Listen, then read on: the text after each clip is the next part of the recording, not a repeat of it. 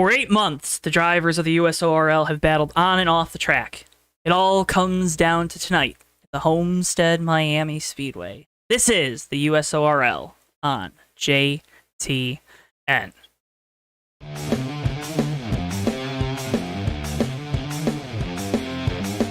It's 3 and 4. The battle is on. It's going to be too close to call side by side.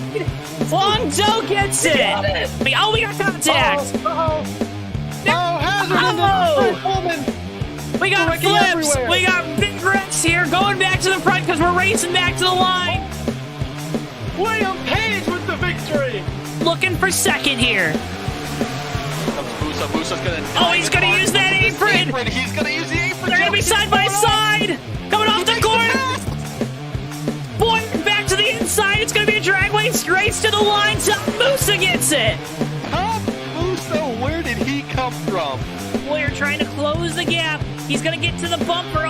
Just barely did not make it. And coming off of turn 4, Jeff Stickenis is going to win it at Dover.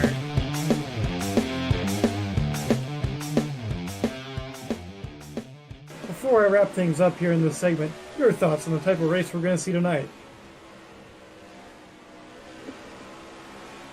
And I would have to agree. And ladies and gentlemen, boys and girls, children of all ages, welcome to our final presentation of the United States Online Racing League Red Bull Cup Series Season 7 here live on JTN. As always, folks, the voice JTN, it's me, Joe Twansky, and alongside me tonight, a dynamic duo like no other, Mr. Tommy Bordeaux and Mr. Ricky Collette. Welcome to the Homestead-Miami Speedway, you two, and, well, we're about to see a fantastic race, aren't we? Thanks, Joe. Boy, we sure are. This Homestead-Miami racetrack puts on a thrilling show every time we come here. And it was a season ago that we saw Steven Merzlak get around Davey Hazard on the last lap out of Turn 2 to take the Season 6 championship here on JTN. Tonight, we're going to be crowning a new champion. Perhaps it'll be Cal Loval in the 12 car. Davey Hazard in the 75, Jeff Dixon in the 15, or Darren Ingram in the 23, but all 4 of those drivers looking for either their first championship or, in the case of Cal and Davey, their second. And Ricky, we talk about these accomplishments, these feats. A lot of guys, they've had those accomplishments, those feats throughout the year. Wins have meant more and more here this season in the USORL, but tonight, these guys that have won all these races, they don't necessarily have to make it to the winner's circle, do they? No, Joe, that's going to be the crazy part of this whole event. All 4 of these guys are on the same footing in terms of points right now. It's really going to come down to finishing position tonight. So, hypothetically, you don't have to win the race to walk away with the championship here. But, man, you win that race, no one else can catch you. So, everyone's going to be gunning for that pole position by the end of this. And of course, folks, this is your USORL Cup Series race preview presented by our friends at CircuitDiecast.com. Make sure you use code JTN on your order of $20 or more. You'll help support us here on JTN, and you'll also receive free shipping on that order. 134 laps around this 1.5 mile. Beautiful racetrack here at the Homestead-Miami Speedway. Did a great job painting all the logos, the walls. Everything is looking spectacular here tonight. 74 degrees with a 4-mile-per-hour wind out of the west, but clear skies, so no threat of rain here this evening. And of course, you heard all our voices. Joe, that's me, Tommy, and Ricky. We're all up here in the booth, ready to take you through tonight's action. But for more about the stakes that are on the line tonight, let's head over to everyone's favorite segment, Tommy's World. It's Tommy's World. It's Tommy's World. It's NASCAR. Excellent. It's Tommy's World. It's Tommy's World. Tonight, the Red Bull Cup Series will reach its conclusion at the Homestead-Miami Speedway, where 4 drivers enter the race with a chance to win the Season 7 championship. But only one will take home the ultimate prize at the end of the race. Each of the 4 has had their unique path to get into this championship, each of them vanquishing challenges all season long. For Davey Hazard, his path to the championship 4 started early, winning in just the 3rd race of the season at Las Vegas Motor Speedway. Coming off of turn number 4, Davey Hazard, he's going to see the checkered flag. He wins at Las Vegas. Yeah, man, I could not be happier with this season. Went out, did what I wanted to do, won a bunch of races, got a lot of top 5s, had a lot of consistency. Got ourselves the regular season championship, and so now here we are at the Final Four, and it all comes down to this, doesn't it? I just want to go out and get another one for the bragging rights. So, good luck to the other guys, but I hope they all go home unhappy after tonight. In the first race of the round of 8, Jeff Dixon punched his ticket to Miami with a dominating win at Watkins Glen. Down to the line, and Jeff Dixon dominates at Watkins Glen and wins it. The whole 15 team has shown incredible pace throughout the season, capturing 4 wins and 8 pole positions. But questions of consistency have always plagued this crew for the entire season. We'll see if they have what it takes to put together a full race here at Homestead tonight. In order to make his return to the Final Four this season, Cal Lovell snuck a win at Texas Motor Speedway late in the season. But Cal Lovell wins it in Texas.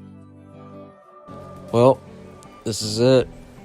My final race in the 12 car. I want to go out strong because this team has given me so much these past 4 years. This season, I feel like we left a lot of wins on the table, but I certainly don't want to leave this championship on the table. And for Darren Ingram, the chance he's been waiting for all year long. After winning in a nail-biter at Dover last week, he gets his shot to drive Homestead again, and this time compete for a championship. Coming off a turn 4, Darren Ingram wins in Game 7 at Dover. This season has been great, by far the best season of my career so far. We've had contending speed pretty much every week. I've had a blast. It really boosts your confidence coming to the track and, feeling like you're going to be quick. Darren Ingram takes the white flag down the front straightaway one more time for one more win on the season for 2014. In terms of tonight, pretty confident. You got to be realistic, and you know that it's not going to be a walk in the park. But I'm really glad the finale is here at Homestead. Real driver's track. You got to manage the tire wear. You can run all over the place, running any different line. I've got a confidence boost from winning this race last season, so just got to go out there, minimize mistakes, and hopefully I'm in victory lane tonight as the new Cup champion.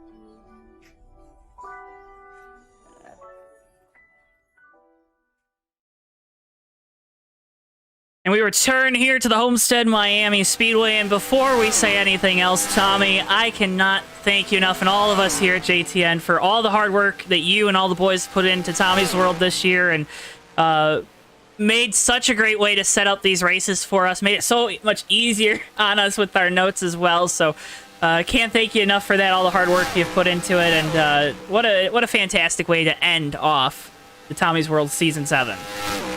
Thank you, Joe. It's been a pleasure to be able to produce that segment. Really did a lot of learning throughout it, both with just my production skills, editing skills, and presentation skills. It's been a whole lot of fun to make that, and I hope the fans at home enjoyed as well. It's not gone forever, but at least in a regular time slot, we're looking at the end for now. So long for now, but see you in the future indeed. And a guy that is looking make sure that he's not seeing he wants to see the championship in the future. It's the driver of this number 23 Red Bull Pride Chevrolet, Mr. Darren Ingram, winner of this race last season. Ricky, winner from last week as well. A lot of momentum, a lot of confidence for Darren behind the wheel of this 23.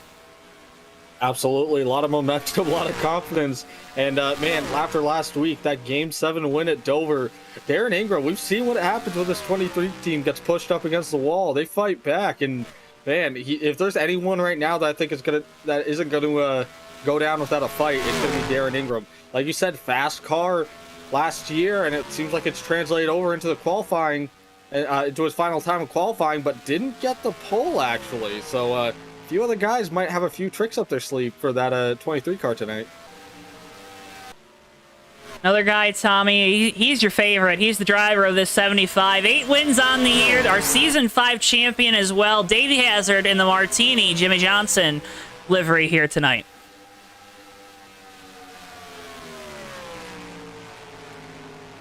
Yeah, Davey was sensational this season. A league-leading 8 wins. He had a stretch during the spring where he had 4 race wins and 5 races at one point.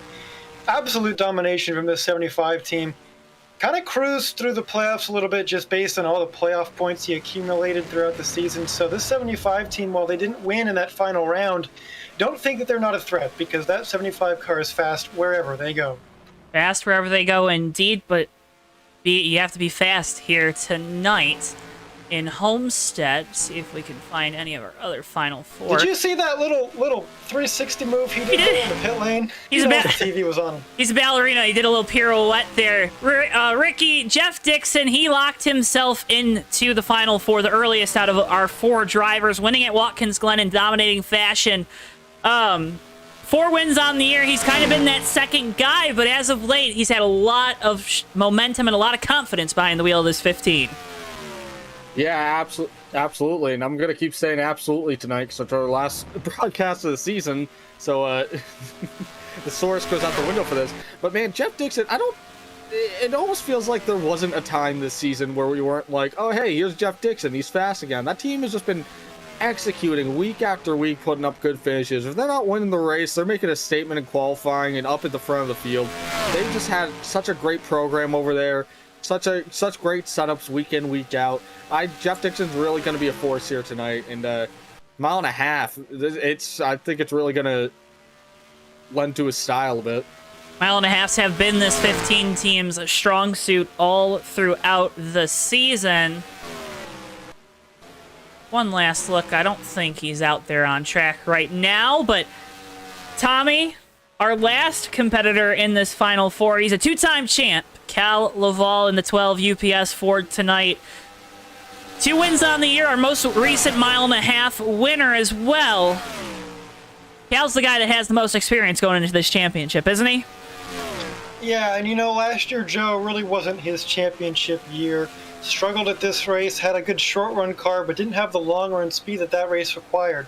The conditions here, the weather, a little bit different than it was a season ago, and perhaps that'll play into things. But regardless, this 12-car Cal Laval, his last season of full-time competition here in the Cup Series, he wants to end it on the highest note he can with his 3rd Red Bull Cup Series championship. Wanted to get that 3rd one for Dale, of course. And Tommy and Ricky, I don't know which of you pulled the short straw, but take us through tonight's starting lineup. Mine was shortest, and we got a big field tonight, which is great to see all these guys coming out here for the finale. On pole, it's Trey Coleman in the 25 team. Again, they have terrific qualifying speed. We'll see if that short-run pace can translate to a long-run race. Lining up to his outside, our first of our 4 championship competitors on the qualifying grid, Jeff Dixon the second. He is just a smidge off of Trey, so very fast pace in qualifying for the 15 as well. In row 2, a pair of championship contenders, Darren Ingram in the 23 car this week with Red Bull on the hood, Cal Laval in the UPS machine on his outside, lining up in 4th. A guy that was in this Final Four position last season didn't have the year he wanted this time around. Garrett Sidnor in the 16 rolls off in 5th, and Cam Barnes in the 7 car out in 6th. Back to row 4, last season's champion. Who could forget an incredible finish that was to that race? Steven Merzlak in the 4 car with a beautiful body armor paint scheme this afternoon. He's lining up 7th into his outside, the 2 car of Sean Whitehill, a friend of the show. Ray Tustin in the 54 lines up 9th with Noah Joyce in that 3 car to his outside. Noah narrowly missing this Final Four by just a little bit last week at Dover. Lining up in row number 6, it's Jamie Zalek in the 07 and Zach Kostowski in the 1 car. Zach, his model of consistency this season has seen him score many, many top 10s, but he yet has to score a top 5. Back a row from them, it's John Peterson in the 49. To his outside, Antonio Ruiz in the 11. Austin Spencer in the 13 makes up the last of your qualifiers that set a time, and then it's Michael Murata, Joseph Weaver, and starting from deep last in the grid, not set a qualifying time, but hey, that's not unusual for him. Davey Hazard in the 75 going to be starting from the rear. Trying to stay out of the hornet's nest has to be the idea for that 75, but with all his competitors up towards the front, going to put himself at a disadvantage to start this one. Well, hey, a special happy birthday, Mr. Ray Tustin, driving this M&M's birthday cake. M&M's paint scheme tonight. These were only sold in Australia at one point. And also a very happy birthday to one Matthew Steelman. And you can, very happy birthday to him as well. One of the head admin here, head official in the USORL. Tommy, Ricky, it's been a fantastic run to this championship race. It all comes down to tonight. Ricky, let's start with you, and then Tommy, you can answer after. What is the one thing you want to see out of tonight, and the one thing you don't want to see? One thing the one thing I want to see tonight is a nice clean race. I want to see the best guys in the business here duking it out for this entire duration of this event. I gotta check. 147 laps is what we got on the chart. I know that's 134. Not what they actually run. 134. Thank you. So 134 laps here. I want to see all these guys hanging it all out there on the track, racing each other. Gentlemen's rules, full-on slugfest. Prove it on the track here. What I don't want to see. God, I guess what I don't want to see is I don't want to see people laying back. I don't want to see these guys waiting and trying to do points racing. I want to see them go for the win. Nothing matters at this point. Points don't matter. All that matters is getting up front here and passing everyone else. Makes it easiest for yourself to win that championship, and it makes it the easiest to keep everyone behind you. Well, Rick, yeah, I couldn't agree with you more. I really want to see these guys head to head out there on the track fighting for the championship, and hopefully they can all be there at the end. That's what I really want to see. All 4 cars with a chance at the end. Hopefully nobody gets taken out early, gets a lot of damage early or anything like that. I hope they're able to make it to the end of this race. What I don't want to see is just that guys having issues and kind of dropping out before we get to the finish. It's going to be a spectacular race, folks. Be a friend, tell a friend about our little broadcast here tonight. Help us bump that viewership up and up and up. Can't thank you folks enough for all the support you've given us all throughout the USORL season with our friends at Hobo Racing, Bomb Squad Racing, Excel, All-Star Racing, you name them. We got the best leagues in NR 2003, and you're going to see one conclude their championship battle here tonight from Homestead-Miami. The guy on pole will be the 25, a Trey Coleman, winner at Richmond, 4 or so 5 weeks ago. He'll start on pole. He's not a championship contender, so that will be the story to watch, how he races. The 3 championship contenders starting all around him. The 15 of Jeff Dixon to his outside, and then right behind him on the row following Darren Ingram and Cal Laval. Should get the command anytime. Start your engine! And on cue, we're ready to get this one rolling here from the Homestead-Miami Speedway. Cars rolling off the grid. Everybody going to use the access road. And that's something we didn't talk about, Tommy, but the access road on exit of pit road. It's a little tricky on those cold tires, isn't it? Yeah, that's right. Now, on the entrance of pit road here at Homestead, you don't have to use the access road, which can prove, that can have its own problems that come with it because it's such a short length from turn 4 to that pit lane. It's going to be hard for these drivers to get down there at a good speed and outspin the thing, but also using that access road to exit, like you mentioned, Joe, really slick down there, no banking, so you got to be very careful when you're leaving pit road. You don't spin the thing or get a wheel off in the grass. That could be a big problem. Gonna have to be careful all the way around this track, around your competitors, all throughout the night. This is race number 24, broadcast live here on JTN, the finale for Season 7 of the USORL. You're locked in. You're ready to see it. We're ready to see it. We're ready to take you down the way through this one. 134 laps.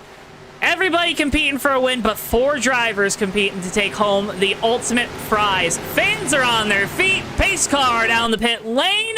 Trey Coleman will have control. He'll wait to see the green flag waved. Down and away we go, and the USORL finale from Homestead is underway. Well, here we go, side by side, everybody coming down into turn 1. This track all painted up in its championship affair. Shout out to Antonio Ruiz for putting in a lot of work to get this thing championship ready. He and the ground crew here did a fantastic job getting this place set for a championship clash. Another thing to keep in mind here, guys, tonight, that on these restarts, that's not going to be the only time we see these guys 2 and 3 wide around this place. So many lanes here at Homestead. Really, anyone's guess on where that preferred line's going to be. Could be up top, could be on bottom. You can get speed wherever you want here. And you're seeing it right now. Big Hornet's nest back here from about 5th on back. Garrett's sitting here moving. Go ahead. Ricky, I think the preferred lane is really on the high side around that wall because it wears your tires out less than if you run the bottom around here. The bottom can get you really good in the corners, but you lose that straightaway speed and you also burn up that right front. So I think a lot of guys are going to be running that high outside wall.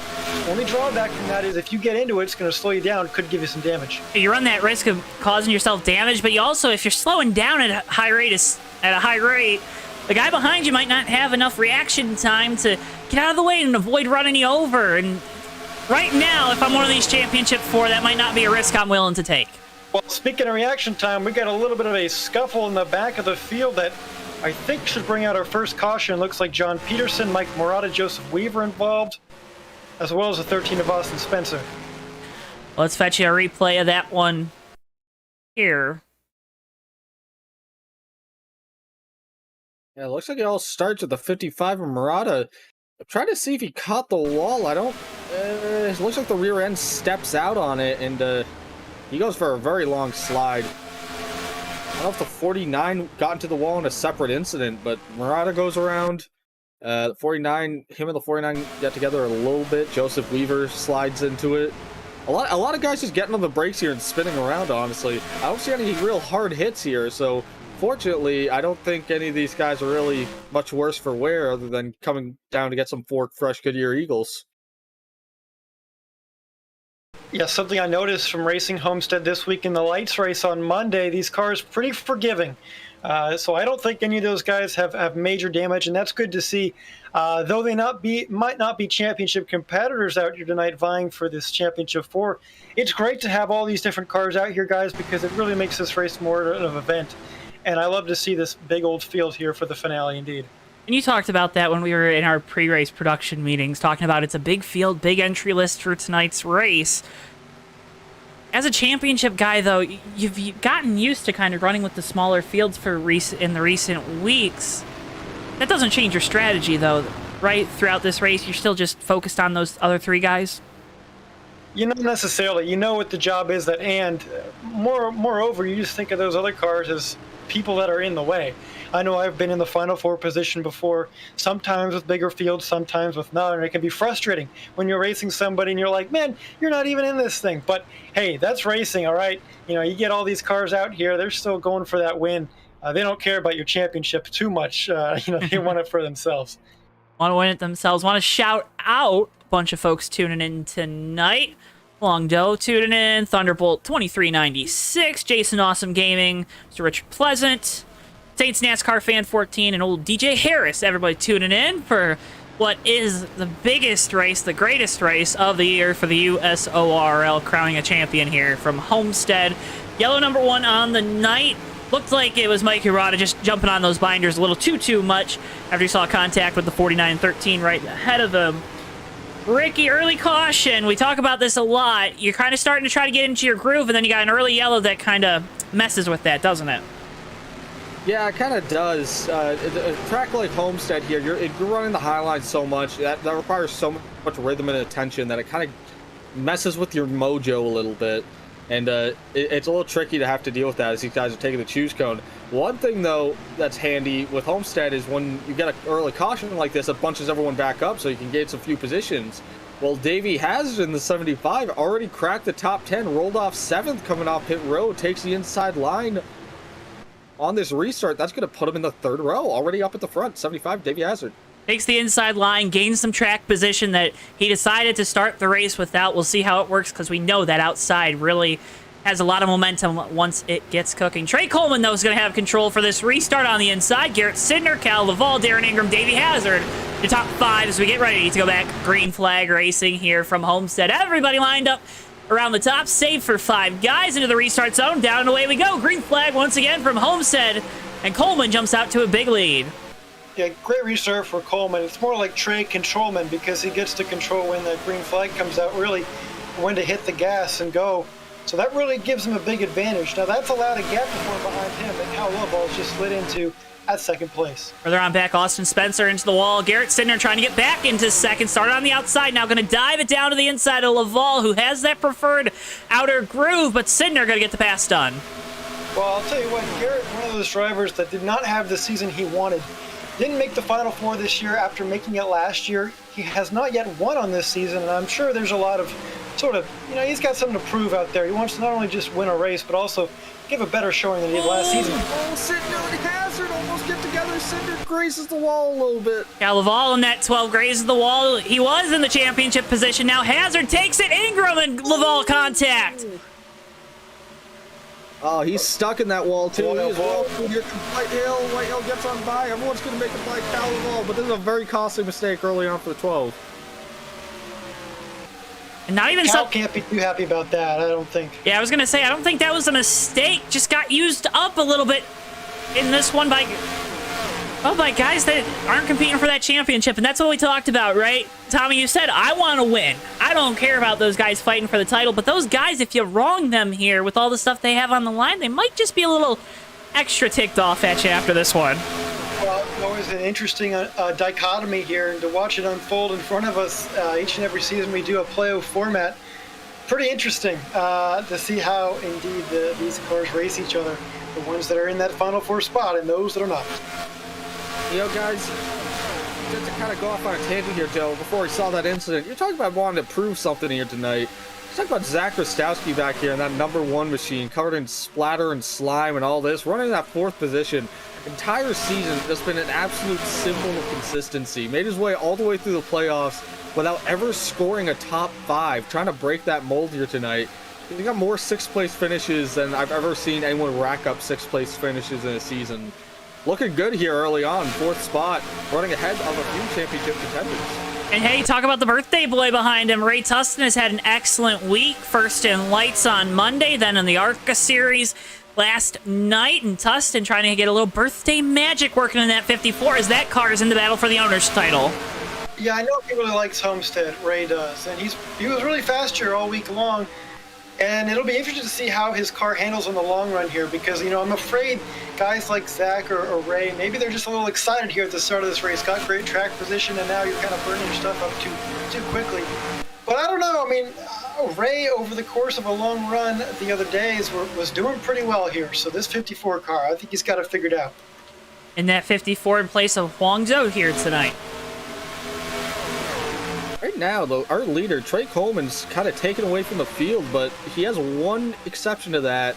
Garrett Sidner in the 16 Crunchyroll Toyota here has been right in Coleman's tire tracks the past, I don't know, dozen or so laps ever since we got back green here.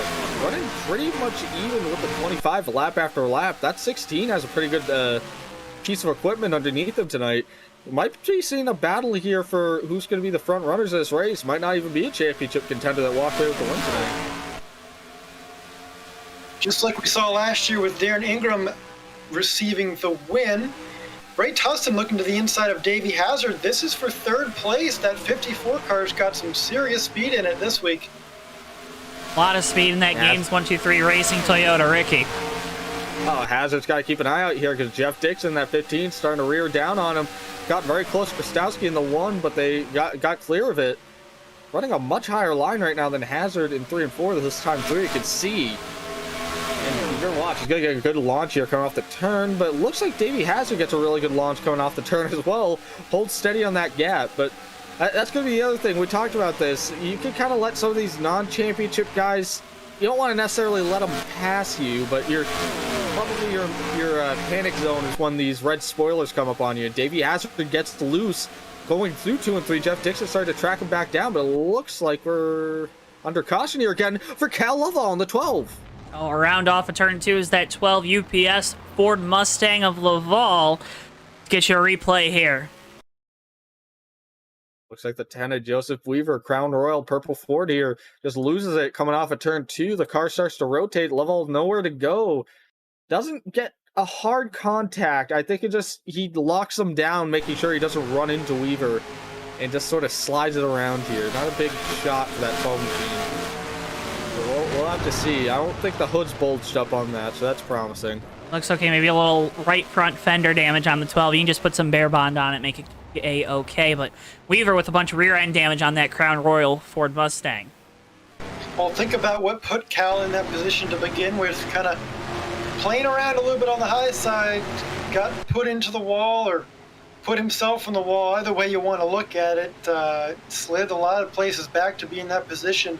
I'm sure he's thankful the caution comes out to bunch this field back up, but hopefully not too much of a significant damage hit there for the 12 team. You have to hope that, and you also have to hope that he's able to kind of work his way back through the field, because right now not in a position to maybe make that strategy call, that two-tire call that we usually see these guys make early on in these races. I know there's a lot of wear here on this worn-out surface, Tommy, but when you get involved in early incidents, it starts taking tools out of your toolbox. Yeah, it does, but we have seen Davey Hazard work his way through the field like a hot knife through butter. I mean, really just carving his way up towards the front, even though he started in the back. I think if Cal's got a piece that can win the championship, he's probably going to be able to do that too. That's going to be quite the sight to see that 12 car moving his way to the front, if he does. Well, it'll be interesting. Yeah, I think the big key, though. Oops, sorry. I was going to say, Ricky, it'll be interesting to see, too. Cal had such a strong short-run car in this race last year where he was competing for the title. It'll be interesting to see if maybe they went with a different philosophy this year to try to maybe get something going on the long run. Yeah, it could be. But one thing that 12 team's going to have to really be careful about is just, it's a mental game out here, too. That's really, he can't get discouraged by what's happened so far. We are only 16 laps into this event, so he's got time to get back through the field here, get back to the front. He is in a hole, but it's recoverable, and the one thing that you don't want to do in that position is overdrive the car. Put yourself in a position where you're going to, shoot yourself in the foot, theoretically speaking. Big loser on pit road, Ray Tustin in the 54 was in third coming to pit road, comes off 7th. That mental game, Ricky, is so difficult because it can seem like your race is over before it even began. But, hey, Cal's got to realize there's plenty of time left. And a car that didn't even have a rear end on it last week almost won at Dover. Now, of course, a completely different situation and track here. But just, that mental fortitude really important for all of these drivers. Look at nobody taking this inside line here. Let's go like Cam Bard to the 7 from the 9th spot, just charge all the way up into the 3rd position here. Zach Rostowski to come with him, Mikey Murata in the 55, and then look at the 12, Cal Lovell taking advantage of that. He's got those 4 fresh tires, so he's good to roll here. Try to see if he can fall in line. That would be absolute net gain if he can hang on to that position. Going to restart in 9th for the 12. It's Trey Coleman and Garrett Sidner, though, on the front row again. Cam Barnes, Davey Hazard, and Zach Krastowski, your top 5. Down into our Red Bull restart zone, and back away we go. Green flag once again from Homestead. Davey Hazard pushing the back of the 16 and Garrett Sidnor through the zone there on the front straightaway, just trying to get as much forward as they can. Cam Barnes really using that bottom here on this restart through turn 22. And guys, you got to think there's a bit of wheel spin at play too. Homestead's a kind of a slick track, a lot of tire wear here. It seems like the 16's kind of stumbled a little bit on these restarts every time the 25 takes off there. I think that's why Hazard got into the back of him. Kind of got on his back bumper, maybe got a little bit better of a launch. Well, Ricky, I can tell you from the ARCA race on Friday, in which I stayed out late for some strategy calls and on old tires, there is quite a deal of wheel spin when you get some wear on these Goodyears. So certainly that'll be a factor at some point, I am sure. Joe, you talked about it earlier. Ray Tustin in the 54 trying to go after that Owners' Championship. As a secondary championship this season, the Final 4 in the Owners' title race is the 7 of Spencer Racing, driven by Cam Barnes tonight. The 23 has still Darren Ingram for Ingram Peterson Autosport. Gaines 1, 2, 3 Racing's entry is the 54 with Ray Tustin behind the wheel, and the 15 of Jeff Dixon. So 2 differing drivers in the Final 4 for a Drivers' Championship. The owner's title always takes the back seat here, especially in a Cup Series where you have guys competing season long in these cars, but the owner's title is always really important in your lower tier series, like your Xfinity series, your Truck Series. But great to see that there's still a focus on that owner's championship by the teams here tonight from Miami. Around this track right here, guys, Davey Hazard's trying to track down Cam Barnes, kind of falling back in line. But we got 3 of the 4 championship contenders all racing each other right now. Cal Laval's the inside of Jeff Dixon for the pass few left, trying to make the pass on Darren Ingram as well. Dodges in deep into turn 3 here. They're trying to slide up the track in front of the 23. Makes the pass. Is Ingram going to go to the middle? He does. Ingram tries the crossover. He's got all that momentum from the outside, but going to be Gonna be in that worst line down into 1 and 2. Gonna try to hug the side of that 12 of Laval. Still gonna be side by side. Coming off of 2 down the back straightaway. Meanwhile, 3 wide behind that, Michael Murata on the inside in that Napa Toyota Camry, working hard to stay in his spot right there, but Noah Joyce able to take advantage. And Noah, who narrowly missed being in this championship war, he also wants to prove that it's no fluke. He wants to end this season strong, just as he started it 8 months ago. Wants to bookend the season after the win in our opener at Daytona. Wants to end it with a win here in Florida as well at Homestead. How about Steven Merzlak on the bottom right there? Our champion, this defending champion right here in the 4-car, he's hanging around. It's going to be really, really interesting to watch how this 4-car progresses through the night. Jeff Dixon diving it deep into turn 3 here on the 12 of Cal Laval, trying to make a slide job, gets side by side with Darren Ingram, but I think he's going to poop out on momentum here. Might be able to stay ahead of the 12. It looks like he makes that pass, but now Cal's going to come back to the inside. Now with a big dive down to the bottom in turns 1 and 2, going to be side by side with Darren. See if he tries to slide up in front of Dixon. Not going to try it, but it might have been there, so maybe a little mental note for the end of this one for Laval on that 12. Meanwhile, all this happening in the shadow of Davey Hazard, who's still leading this Drivers' Championship 4 right now. By a comfortable margin, there's still a car between him and Darren Ingram, who's second in that running order thus far. That's Zach Krastowski and the 1 car in between. And Davey's got to be careful, though, because that 1 car, Krastowski, is starting to get a little faster around here. Dawsby lap was right in the back bumper of that 75. Rearview mirror just said Nickelodeon all over it. As they're trying to get another buffer car in there, just like the buffer states during the Cold War. Hazard up to 3rd. He got loose. He hangs on to it. Big save from Zach Krastowski there down the front straightaway, but he's going to lose. Maybe not going to lose a spot. We'll have to see how his run off of 2 goes. He's going to lose a lot of momentum off here. Aaron should get by him on the back straightaway, but they're still side by side for now. I could probably jump in line here right in front of Dixon. I'd say that kind of slide there, net loss of maybe 1 spot's not the worst thing in the world. Dixon looking to the inside of Krastowski. This is for 5th. Dixon having to slide in behind Ingram. He gets the spot. Zach's not too used to running 5th, is he? That shot. He's been finishing 6th all season, so he's right there. He's in his comfortable spot right now. Is where the everybody in the wall off of 2. Well, guys, we've been watching all this phenomenal racing that Homestead puts on. 2 seconds up the road of all of that, Trey Coleman and Garrett Sidnor have once again just kind of checked out in front of the whole field here. Yeah, but the thing is, they're not getting away from each other at all. Again, Garrett Sidnor and Trey Coleman just running almost identical lap times, lap after lap, like neither one could really get an edge here. I honestly think if Sidnor could get ahead of Coleman on pit road or on one of these restarts, just hang with him, he might be able to leapfrog him and just hang on to that lead, because the 25 really can't get away from him. He can get to the lead there, no problem. Sidnor gets the wall a little bit. That's going to change that. The gap's going to start growing here. 25, Trey Coleman's now going to start taking him off a little bit. And what could have been for Trey in that 25? Ran the 8th throughout the year, ended up foregoing a spot here in the playoffs due to schedule conflicts, and now running really well here at Homestead. That's gotta hurt a little bit, but it's also gotta feel good knowing that you have such a strong car at a track where everybody's bringing their A game. Yeah, it is what it is. It's all about having fun at the end of the day, though. And right now, having fun is this 15 of Jeff Dixon, because that 75 is just getting closer and closer in front of him.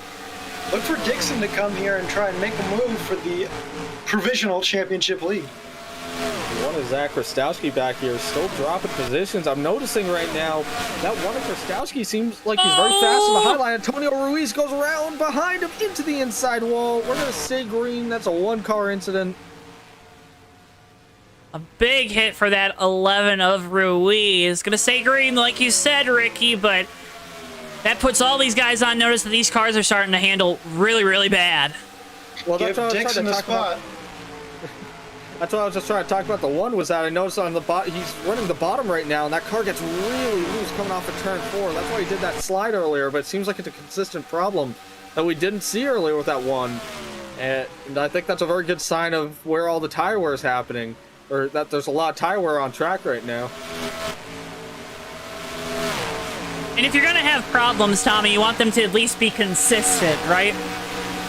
Well, yeah, because that way you can kind of identify what you need to work on. And I think it's just when cars become unpredictable and one corner it wants to get loose and in the next lap it gets tight, it can be hard to diagnose what's wrong and to fix it.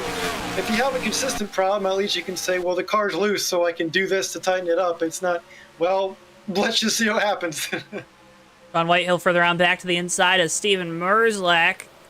Whitehill going to drift up the track, not going to have the spot there on that floor. Oh, Davey hanging on. Davey hanging on. Oh, my goodness. How did he hang on to that? I was noticing that 75 car, especially off of turn 4, his past couple of laps has been an absolute handful.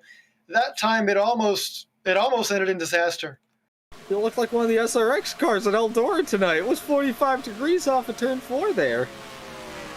What a spectacular save by Hazard, but now he's sitting third in the championship battle.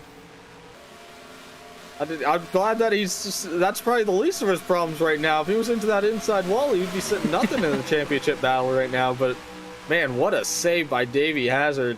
He'll probably have to make some adjustments here. Jeff Dixon gets into the wall in turn 1, stays rolling, but that's probably got to kill his momentum here as he was starting to space out on these guys after Hazard got sideways. Ray Tustin down to the bottom of Cam Barnes. This a battle just outside the top 5 for the 6th position. Tustin going to clear that 7. Ford Lightning, sponsored Ford Mustang. And Barnes going to get loose. Oh, my goodness. These guys are all doing that. Davey's wiggling up right in front of him. I'm sweating under the collar right now every time I see that 75 come off of turn 4. I think they're going to need to make a track bar adjustment under this next round of pit stops. Very uneasy up here in the booth right now. You can cut the tension with a knife. Guys, I'm looking at the 12 car of Cal Lovell, our Texas winner to get into this Final Four right now, running back in 12th. Doesn't quite have the speed he had at the beginning of the run. It looks like this 12 car might have that good short run pace, but has fallen off on the long run. Not a good sign going forward in this race because we've still got 100 laps to go. And like you said, Tommy, trying to end his full-time competition career. That's probably not the best way to put it, but trying to end on a high note here in Season 7 before he starts going part-time in Season 8. By this time, Garrett Singer seems like he ran a lane lower in 3 and 4. I don't know if that was by design, but then following the 25 up against the wall lap after lap, goes back and follows him here again. Actually gets into the outside wall a little bit, I think. Everybody's hitting the wall a little bit down there in 1. It's Homestead. That's always what you do at Homestead. You just kind of graze that wall. It's the Darlington of Florida. Exactly. But hey, look at Jeff Dixon right now. 4 wins on the year, trying to make it a 5th in a championship. Has had a spectacular season. But at times, for this 15 team, it's a bit... we got problems. Cam Barnes around in 4. Look out, Joe. Oh, and Ray Tustin in the wall. Choice.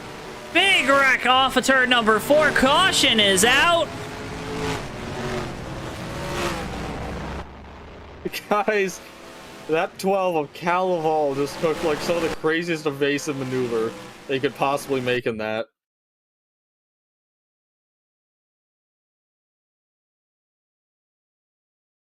Looks like a little bit of contact with the 7 and 54. Here's the replay. Those two are battling for the Owners' Championship. They were 2nd and 3rd in it at the time. Excuse me, 3rd and 4th. 12 of Calaval just dives down the track to avoid these guys.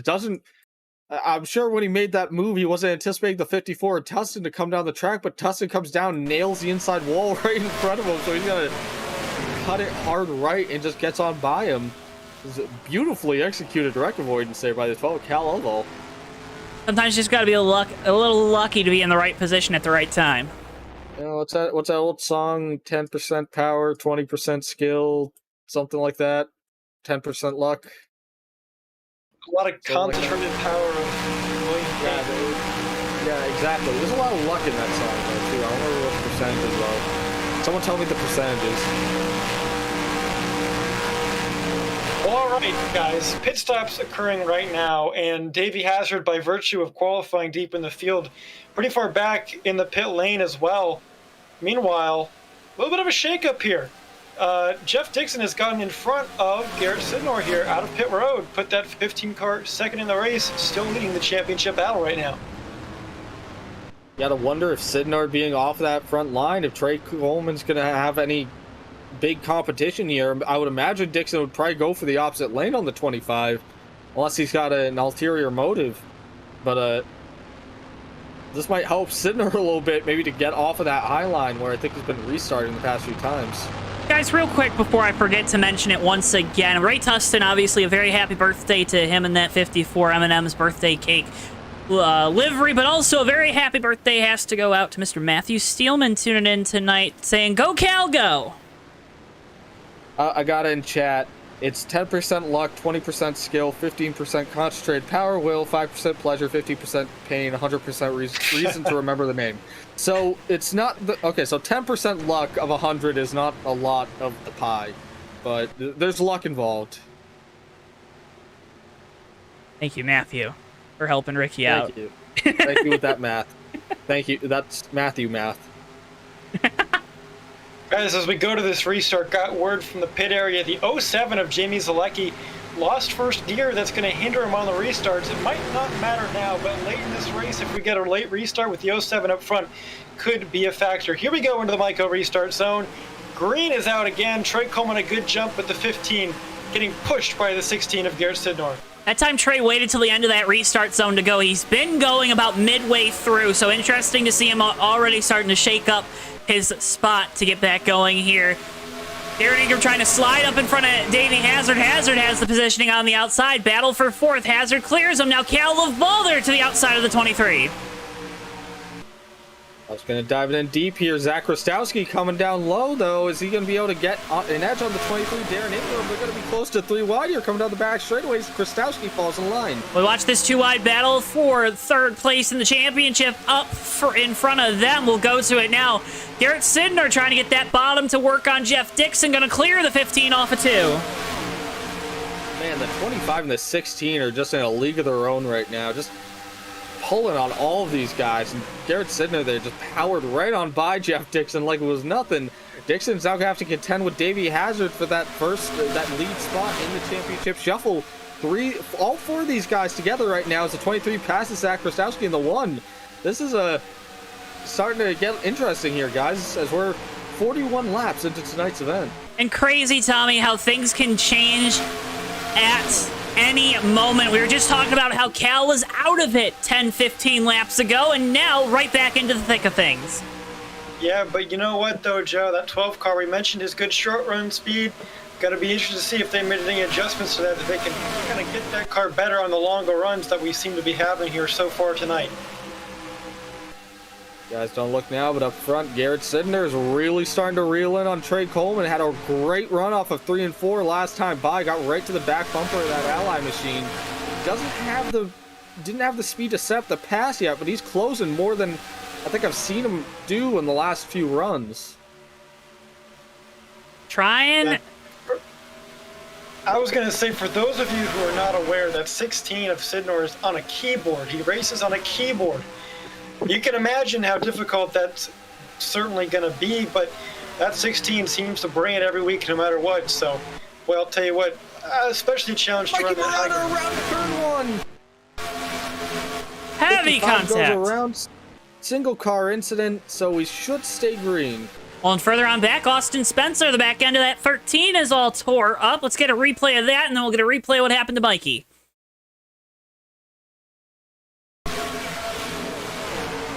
Spencer hits the wall. I don't know how he didn't hit anybody. Hits the wall on the outside, then hits the wall on the inside. Then we go up to Mikey. Mikey going to be on the bottom. He's going to get loose down there in 1 and 2. Everybody going to get on by clean. 11 of Ruiz is around now. Maybe oil down there on the track? Well, it sure looks like it. Did something similar to the 13 there.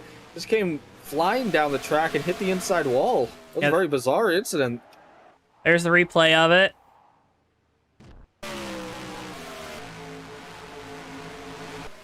Back up front, though, the battle's it's cooled down a little bit. Sidner has lost just a hair of ground to Trey Coleman there in that 25 Ally Financial Camaro. An Ally trying to go 2 for 2 on the day here.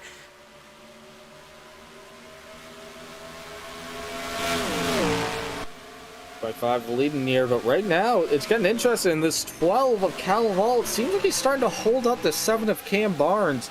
And then he's got the 4 Steven Merzlak right behind him. You gotta wonder, how long do these guys hang behind that 12? How hard do they race him right now? Because obviously Cal's in a championship battle here, but these guys are going for the win, so they want to get as close to the front as they can. Well, I know that 7 car and that 12 car, both Fords kind of under the same umbrella. But that 4 car, Steven Merzlak, certainly he doesn't care. He's going to go for what he can. That's kind of what I was worried about with that 12 car, though, Ricky. Slowing down a little bit on the longer run. Now, if I recall from last year, that 15 of Jeff Dixon was lights out on the long run, and we're starting to have another one. Into the outside wall in front of the leaders. Sorry. Brought it up against the wall at a dead stop almost. That wall glue was something brutal. Well, Mikey went to the Team Zwanski Defensive Driving School, and he did a great job there of following all of our practices. If you're in the wall, stay in the wall. Don't try to pull it out of the wall because you're going to cause a bigger incident. Jeff Dixon, at the end of the last run, guys, he was starting to close the gap to our leaders, and now he's starting to kind of close that gap a little bit more. It started a lot closer to them, obviously, this past restart, but he's got to be feeling good behind the wheel of that 15 because he's leading all those Championship 4 drivers. Yeah, everything seems to be rolling pretty good for him right now. He's got quite the car, the Miami livery there. Nice and bright. You can't miss it out there on track here. And certainly none of these championship competitors are going to miss him because, well, I'll tell you what, they know that 15 is here to play and already showing incredible pace. Less than 100 laps to go, but still a long way to go here at Homestead. Man, right now, there's such a hornet's nest back here. Second place, Cam Barnes, Steven Merzlak side by side, Noah Joyce, Zach Krastowski, and the 54 Ray Tussin all been side by side the past few laps. These guys can't get away from each other out here. Merzlak looks like he's going to clear Barnes there, so he'll move on by that 7. Zach Krastowski losing a couple spots to Noah Joyce and Ray Tustin.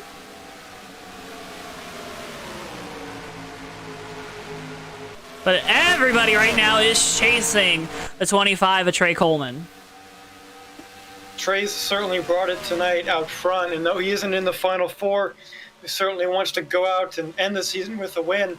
Looking back through the field a little bit, this 23 car, Darren Ingram, he's 3rd in the championship right now, 5th on track.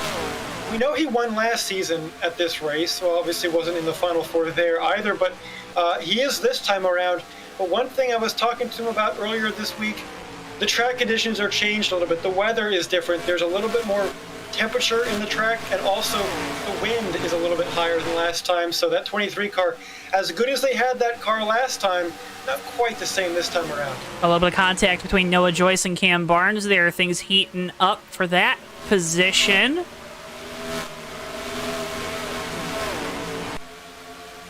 Guys starting to thin out a little bit out here, but Jeff Dixon's starting to get to the inside of Garrett Sidnor for that second spot. Dives in deep into turn 1 here, trying to leapfrog that 16. Looks like he's going to make the pass, slide him on up. Jeff Dixon second. Yeah, not just a second in the race, but he continues to lead the championship and is really gapping Davey Hazard now. He's over a second ahead, almost a second and a half at this point, and he's running really well. You just got to hold your breath now for everything that Jeff Dixon has done good this season. A lot of pace, good pole positions, it seems like every week. He's got speed that puts him up towards the front early on. There's also been that question of consistency, and can this 15 car hang on both physically and internet connectivity wise? Always has a lot of speed, but sometimes it's just that internet takes him out of things late in these races, so we'll have to watch that 15. Or also, you look back at Iowa, that late race restart, this 15 car has always excelled on long run speed despite being so quick in qualifying, something that we don't normally see, but sometimes that kind of comes to bite you when you got a late race restart like we saw at Iowa at the start of the playoffs.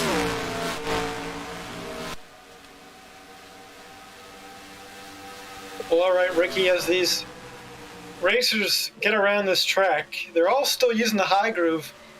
And I'll tell you what, that seems to be the place to go, but there's been some incredible side-by-side action we've seen so far. But what about other racing on JTN? We've got some more coming up, don't we, Joe? Oh, we got plenty of racing coming up here on JTN, presented by our friends at TWB Technologies. Together, we are better. Kick off July with us this Thursday night, 9:05 p.m. Eastern Time for the Bomb Squad Racing Cup Series at Dover. Then July 7th, the Bomb Squad Truck Series from Atlanta, the Atlanta Motor Speedway. Then the Cup Series the following night, July the 8th, July 14th, All-Star Racing from Atlanta. And then the Bomb Squad Cup Series on July 15th. From the New Hampshire Motor Speedway. All of those races, of course, live only on JTN. Guys, as we were talking about that 75, Davey Hazard there was racing Darren Ingram for possession. Big wiggle off a turn 2. It looked like he was shaking his tail feathers down there. Just side by side, left and right, left and right. That 75 is starting to get a little loose again, I'm noticing. How do you play that game? Because a lot of times the mentality for these, he's loose, he's almost around. He saves it. How did he save that? I have no idea, so I'm just going to keep asking my question. How do you balance that? Because a lot of guys, they want to set these cars up loose early on in the run. They don't want to set them up necessarily tight. But we see that handling loose off condition is starting to play a big role in the way these guys are kind of having to pedal it off a turn 4. Yeah, I mean, it can feel like everything's just slipping away from you right there because you're trying to fight that car. You're still trying to go as fast as you can, but knowing that it's just on the edge of almost breaking loose and ending your day, you've got to take it a little bit more careful just to make sure you don't end up in the inside barriers. Boys, Davey's been having to do a big job trying to wheel that thing. You know, you can make some adjustments in the car, but for something that seems to have been sustained throughout this whole race as you get later in the run, I don't know what more they can do. They've got definitely air pressure they can use to their advantage, but I'm sure they've already worked with the track bar, with wedge. Options kind of running out. That car's still wiggling loose here on the exit of 4. Guys, we made a bit of an oopsie. We missed Jeff Dixon passing Trey Coleman for the lead. Well, hey, you know what? People say our commentary is better than the real broadcasters, but they never said anything about our camera shots. Jeff Dixon to the lead. Maintains his championship lead as well and is setting sail on that 25 with Trey Coleman, a teammate.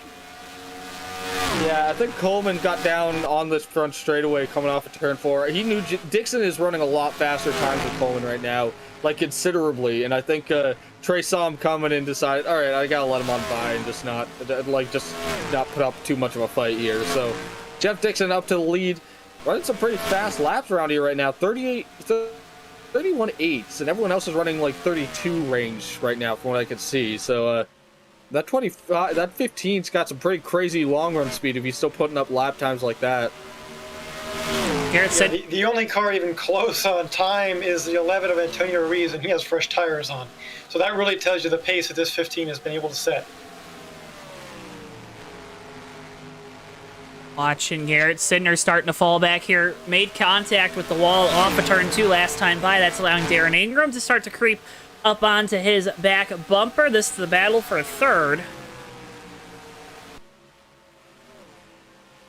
Well, Joyce, Davey Hazard vying for position here. Mikey Murata trying to get to the inside of the 75. Davey has dropped back to the 10th spot. You're really fighting that car right now. I feel like we saw a similar thing last year, Tommy, in this race from the 75 team. It seemed like they had speed, and then middle of the race they lost it, and then they kind of turned it around late in the going to be in contention. Noah Joyce into the wall, going to stay up there. Good job, Noah. But I think we've seen this before as Darren Ingram's trying to get by Garrett Sidner. I think we've seen this before out of the 75 team. It's just sometimes the middle of the race, the car just goes haywire on them. Yeah, well, I know right now behind the wheel, Davey Hazard just kind of frustrated. He's really, really unhappy with the car. The right rear just keeps stepping out, and he's honestly unsure of what to do at this point. It seems like it's kind of just a terminal issue baked into the setup right now. I mentioned the limited number of adjustments they can make on pit stops, but it's dire straits right now for the 75 camp, Joe. They hope you're right if they can rebound towards the end of this thing. You just want to give him a little extra confidence if he's out there listening right now, you know? Oh, David Zalecki around off of, I believe, turn 2. out of the way shouldn't be a yellow, but he is down on the apron of the racing surface. Get you a replay of that one coming off of turn number 2, like you said, Tommy. Yep, just got loose, and then it's going to back it into this inside wall. Nonetheless, we stay green, and Jeff Dixon has opened up a huge lead on the 25 of Trey Coleman. Yeah, it is nuts, the lap times that Jeff Dixon is putting up right now. 32.6 is probably the closest to human that we've seen so far from of the past bunch of laps while he just ran. But he's been running like 32, like 2s, and just crazy laps out there. That 15 has such good long run speed at the current moment, and that's really shining through here. What do you think is the key there for the 15, Tommy? 16 or Ricky? Around. 16 of Garrett Sidner around at turn 2. Replay of that. It's like the hood is all bowed up. Yeah, that 16 was running pretty well too before that happened. Looks like he gets loose in the middle of turn 2 and just tries to catch it in a bit of an iRacing overcorrect there. It hooks and just sends him full speed into that outside wall. Very unfortunate for Garrett Sidner. Had a very fast car here, but it just shows you how much these guys are tiptoeing around this place to put these fast laps up. The guy that's putting the fastest ones up, it's our leader, our championship leader, the 15 of Jeff Dixon. Tommy, or Ricky, whichever, as he's getting on the apron there. I don't think he wants to do that. What do you think this 15 has figured out? If you had to guess, how do you think he's running these such fast lap times even late in a run? Well, the best that I can gather, Joe, is that this 15 car is able to really, really do well on tires. And that's really important for this when we get long runs at a track that likes to eat tires for breakfast, lunch, and dinner, perhaps dessert as well. So if that 15 car can turn well on tires late in a run, just as it does in the beginning, that's really going to help them. But there's definitely that boundary. You don't want the car to be too loose that you wash out on exit like these guys have been doing and spinning the car out. So finding that perfect balance between the line of loosening the race car so it can turn late in a run, but also not overdoing it, and that 15 car has found it certainly here. Not just tonight, but just definitely a lot of these times in the season. And guys, Davey Hazard comes down pit road here. He was cooking it coming down. We're going to have to watch that speed because he was definitely locking him down to come in. And that could turn a bad night into an even worse one for the 75, because then it would be, if not one, 2 laps. Calaval's coming down. He lights him up too. 45-mile-an-hour pit speed here. So we'll have to see. I'm going to be a little bit worried about the 75 at Hazard there, because I want to say he was above 45. He was close. He hit that line. Yeah, he was very close. So we'll see when he comes around here what happens, but he might be preying on a caution. Just listen. Well, I know over the radio, the 75 car saying, "Oh, my race is over." We'll see what that means, whether he knows he's sped or just things aren't going well naturally. We'll have to watch and see if he comes down again anytime soon to serve a penalty.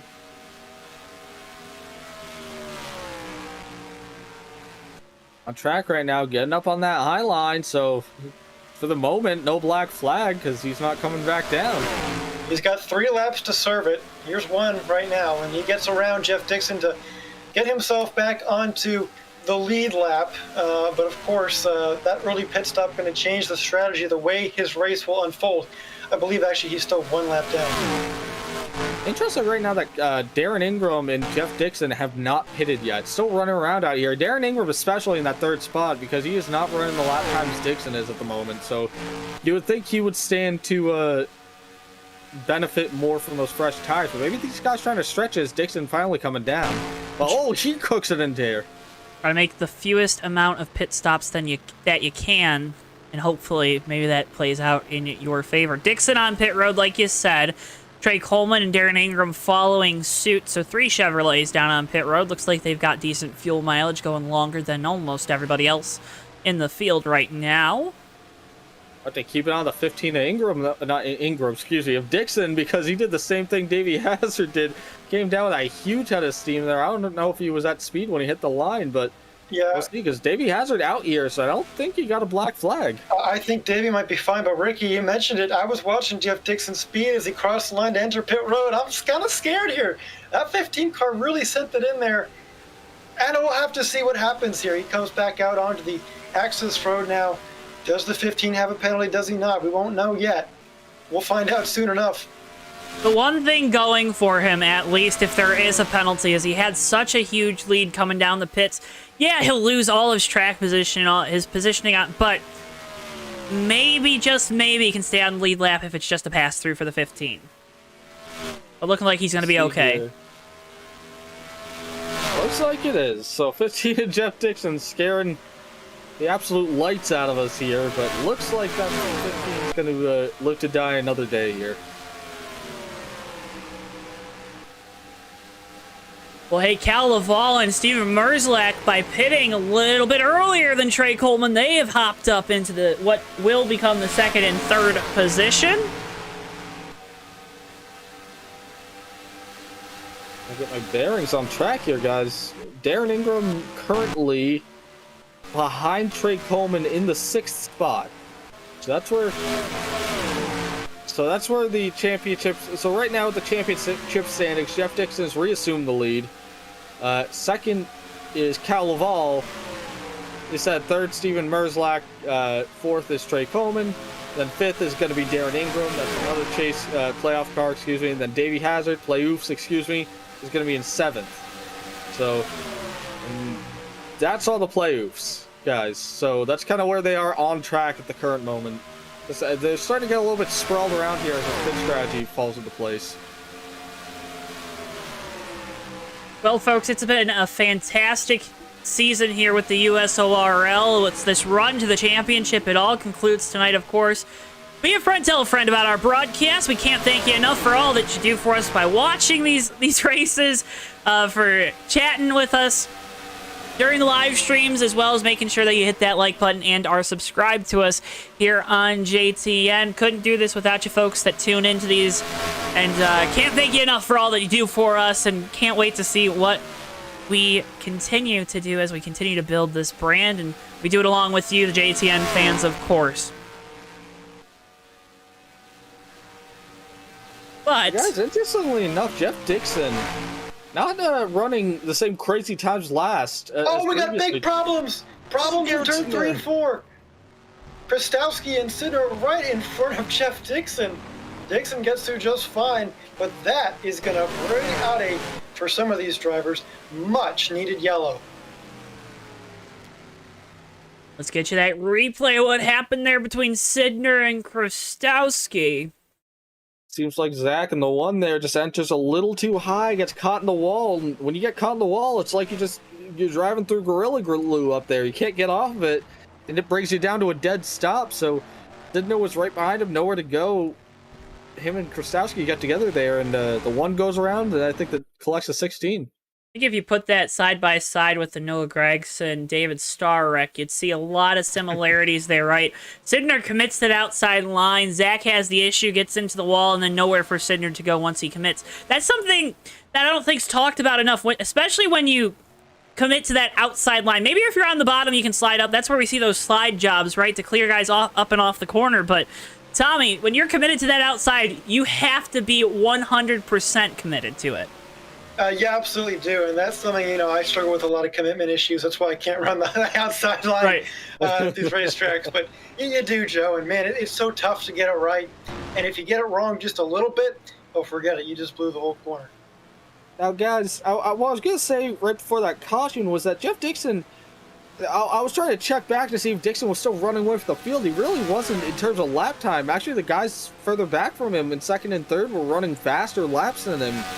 Do you think maybe that 15 car has just found something in terms of tire management here? Maybe that he's just saving them longer, so so the rubber's hanging on for a longer period of time than some of these other guys on track? It's possible, but just the pace he was even setting at the start of a run, able to kind of work his way up through the field, past a couple guys, past Darren, past Davey, past Trey, who was setting the pace earlier. That 15's got something, I'll tell you. Over the 25 radio after they got passed in that last run, they said, we have nothing for the 15. And that's coming from the pole sitter who, at the onset of this race, was pulling away from the rest of the field.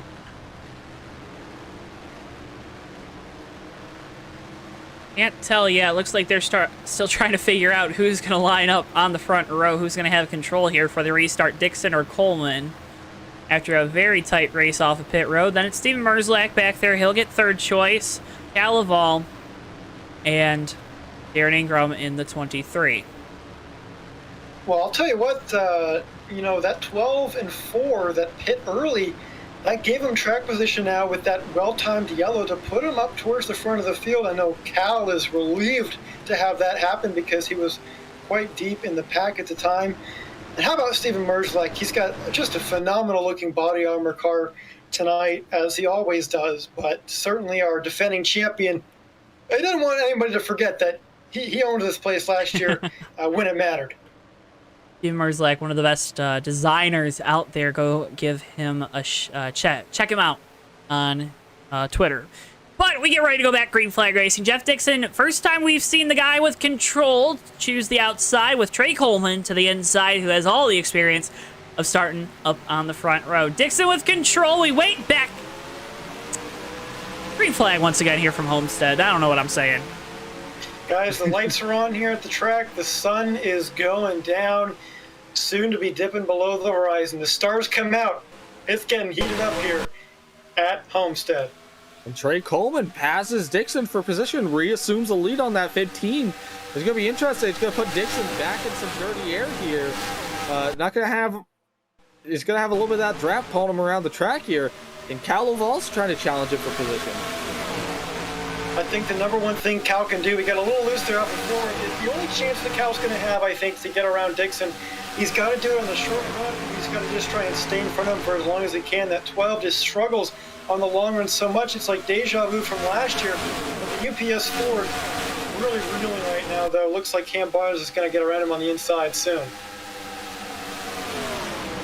We get a chat here. Got a statement that should clarify that Steven Merzlak goes by Apex Graphics on Twitter for his designing work. Get to that link in just a second in chat.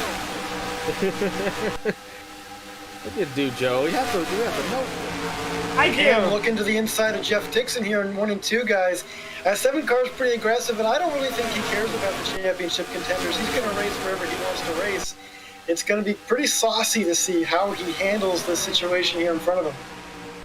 And Jeff Dixon's going to dive it low here. It's an interesting choice with how close a 7 is. Doesn't seem like you'd typically be doing that around here. But gets a pretty good run coming off the turn, running that middle. He's going to hang on to this from Cam Barnes, at least for another straightaway. But that's 7, yeah, he's fast right now.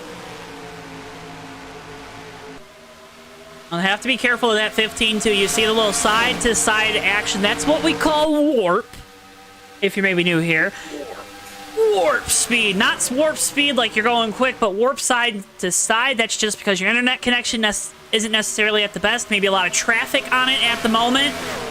And that causes the game to not necessarily recognize where your car is, makes it go a little side, does a little shimmy there, and that often can cause an incident to occur and can take a guy out of the race for no fault of his own. Ingram really pushing it with Noah Joyce, trying to make the pass. Joyce gets into the outside wall just a little bit. That's going to let Darren Ingram get the pass, but man, that 23 car, really, here comes Davey Hazard behind him, but they're really having to make their way through the field here, really having to kind of bob and on some guys.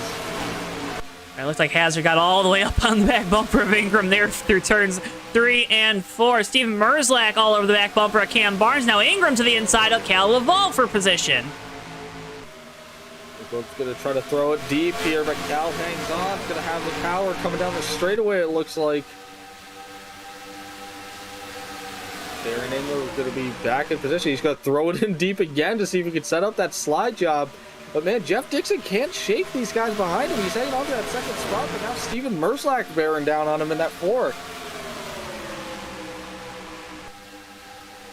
Boys, I would just like to point out the immense amount of purple, teal, blue, and kind of those shades of colors up front. It's pretty awesome to see because it fits the Miami theme so well. Here's Steven Merzlak, the defending champ, trying to chase down the provisional champ thus far, Jeff Dixon, in the 15 up front. Yeah, and he's got a fast car right now, about a tenth of a second quicker than Dixon in the past couple laps. This time by, they're about even, but man, that four car's been kind of the unsung hero tonight. He's definitely been fast, he's been up here, but now I think this is the first time that he's been really scuffling boots with these front two guys. Yeah, and Joe, Steven on this part-time schedule, we've seen him win some races this season. Of course, the throwback race at Atlanta, and that's kind of a similar track to Homestead. Doesn't have the outside groove. Any problems? Right in front of Cam Barnes. Hazard slips through. Everybody else getting through. Ray Tustin around. But problems for our championship contenders. Oh my. Darren Ingram, not a lot of damage on that 23. I tried to slide up there in front of Cam, and Cam didn't give him the room. Not that he has to, but... Oh, boy. I'll tell you what. Maybe Darren was thinking he'd get a brake cut to him because of that red spoiler. Yeah, Oh, man, I'll boy, tell you. boy. That's boy. That's spicy, right? Is that what the kids say? We're under 50 laps to go. It's going to be actually 40 laps to go, probably around there when we get green again. And the intensity is certainly picking up out here.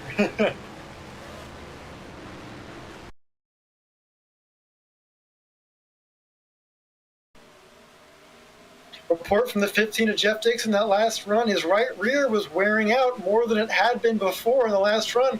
Maybe he made a bad adjustment that I'll have to go back on, but he certainly didn't have the pace that he thought he would have, and certainly not what we had last run for that 15. That's a little bit of a good sign for the other guys, or is that a bluff to say, hey, you think you got a shot at this? No way. I don't know. I think it does tell these guys here that it might just be that close in terms of finding something in those setups, making these late race adjustments here. We also for Steven Merzlak, he's going to race Trey Coleman for pit road. Looks like he's going to roll off second here, so leapfrogs the 15 of Jeff Dixon on pit road. Steven Merzlak does. And Trey Coleman should keep an eye out here because that 4 car has been something fast all night. Gentlemen, huge news across the wire. This has huge championship implications. The 15 of Jeff Dixon, black flag on pit road. He got caught speeding. Oh, no. End of the longest line. And when you talk about it, Tommy, we're about 40 laps to go in this event. It's one thing to be starting at the back or having a setback like we saw with Cal Lovell earlier. Now you really don't want to be starting from the back. That's really going to... He's going to have to make up a ton of ground here. Probably going to stem the bleeding a little bit, depending on where he ends up with this whole lane selection. But everyone kind of staying pretty even this time compared to the last few where everyone's taking that eye line. I was going to say, guys, maybe it chose to try to start as far to the front as they could. But, folks, make sure you're telling people to tune in because things are about to get a little wild, a little crazy up here with our most, what we've considered our dominant, fastest car now. Jeff Dixon having to start out in the back to try to come to the front to win a championship. Trey Coleman with control on the restart once again into the Red Bull restart zone. Down away we go. A little bit of, well, he did a little disappearing, vanishing act there, and it's going to be side by side down into 1. Even Merzlak gets a great start, hangs with him, but man, Coleman just dives, he just gets such a good run into turn 1 there on the start every single time. To put Trey Coleman back on point here, Davey Hazard side by side with Cal Lobo. Runs around Darren Ingram. Oh no! Into the inside wall. Heavy damage to the rear end of Ingram. Caution is out once again, number 5. No, and that's a hard shot for Darren Ingram. That's damage that you don't want. Oh no, and that is, we mentioned at the top of the show what we didn't want to see. Again, guys. Oh. Man, that's a tricky one there, guys. That's tight racing. Ingram's trying to hold that middle. Cam Barnes has a high line, and I think they just get together. I think they were just both really trying to get that fast line there around the top. But man, yeah, and the 7 Barnes, just nothing you could do there when they made contact. The car just started bouncing around. I don't think there was really anything you could do with the physics there. That's a hard shot for Darren Ingram. I think that's one of those no love lost situations, don't ya? Yeah. Yeah, well, I'll tell you what, though, for Darren Ingram in that 23, that's a heavy blow to their championship chances. And they felt so good about this race, but right there, just, man, you saw the hard hit to the rear end of that car. And we saw that with Noah Joyce last week, but, boy, like I mentioned also, a completely different track than Dover. And certainly not having a rear end here is going to affect that car a lot more with the higher speeds and higher aero dependence. Well, everyone's already been so loose throughout the night, too. That's what I'm really worried about. Gonna have to tighten that car up. Oh, some interesting strategy. Trey Coleman stays out. Jamie Zalecki stays out. Guys, Everyone else. I called it. Jamie Zalecki earlier in the race blew that first gear, and we know he doesn't have it, but he stayed on this restart for a kind of a later restart here. It could impact things. Tommy, you got that magic crystal ball. So Tommy, what you're trying to say is folks need to make sure they're being a friend, telling a friend to tune in because things are about to get a little crazy. They're about to get a lot crazy here, and with all these drivers on pit road too, it's going to give Jeff Dixon a chance to at least get some positions back. Guys, everyone came down and was taking tires. Davey Hazard just took right sides. You didn't even have a whole lap on them. Yeah. But a lot of these guys have come down, I think, just getting that extra assurance. I'm trying to check here if... No, we'd still have to pit again. Yeah, 12 of Cal Laval does it as well, but Davey Hazard really pays out from that. He'll be ahead of all of these guys. But now he's got a fair with Trey Coleman and Jamie Zalecki. Like you said, one lap. I don't think it's going to be a whole ton, but for Hazard, I think that's all he needed just to get ahead of these guys that he's competing for in points. Well, how about how this race has gotten flipped on its head once again? I mean, just about 15 minutes ago, it seemed like Jeff Dixon had the world by his tail, and nobody was really going to be able to challenge him. And now, all of a sudden, it's guys that were in the back of this championship they're now leading the way. Hazard said his race was done just a few laps ago, and now all of a sudden, he's leading the provisional championship with Cal Lovell right behind him. Funny how the drivers have a little bit of a flair for the dramatic while they're behind the wheel of the race car, isn't it? Yeah, they do. Oh, I just remember last week at Dover, Noah Joyce on the 3 radio saying we are done after his big incident. And then, 20 laps later, he was charging through the field trying to win the thing. So you never know with these guys. It's always a wild bunch. And they always make it interesting. They always make it fun to watch. Fun to watch. That's what we can guarantee here. The USORL Championship from Nally from Homestead. Ricky, you got a story? And guys, we got inside intel.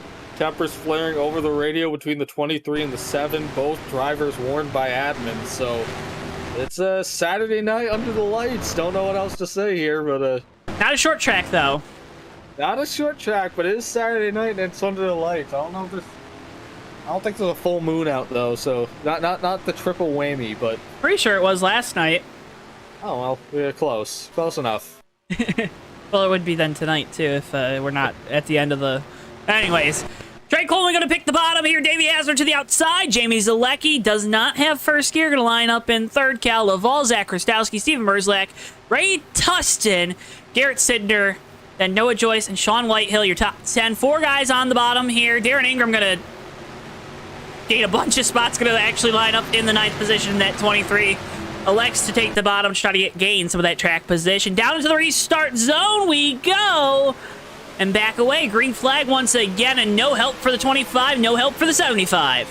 Yeah, you can see that 07 suffering on the start without first gear. He'll get up back to speed here shortly, but that's going to allow the 75 and 12 to get around him. They move up into 2nd and 3rd, respectively. But 1st and 2nd in the championship battle, and that's really what tonight is all about for those guys. Your final 4, you see their numbers at the top of your screen.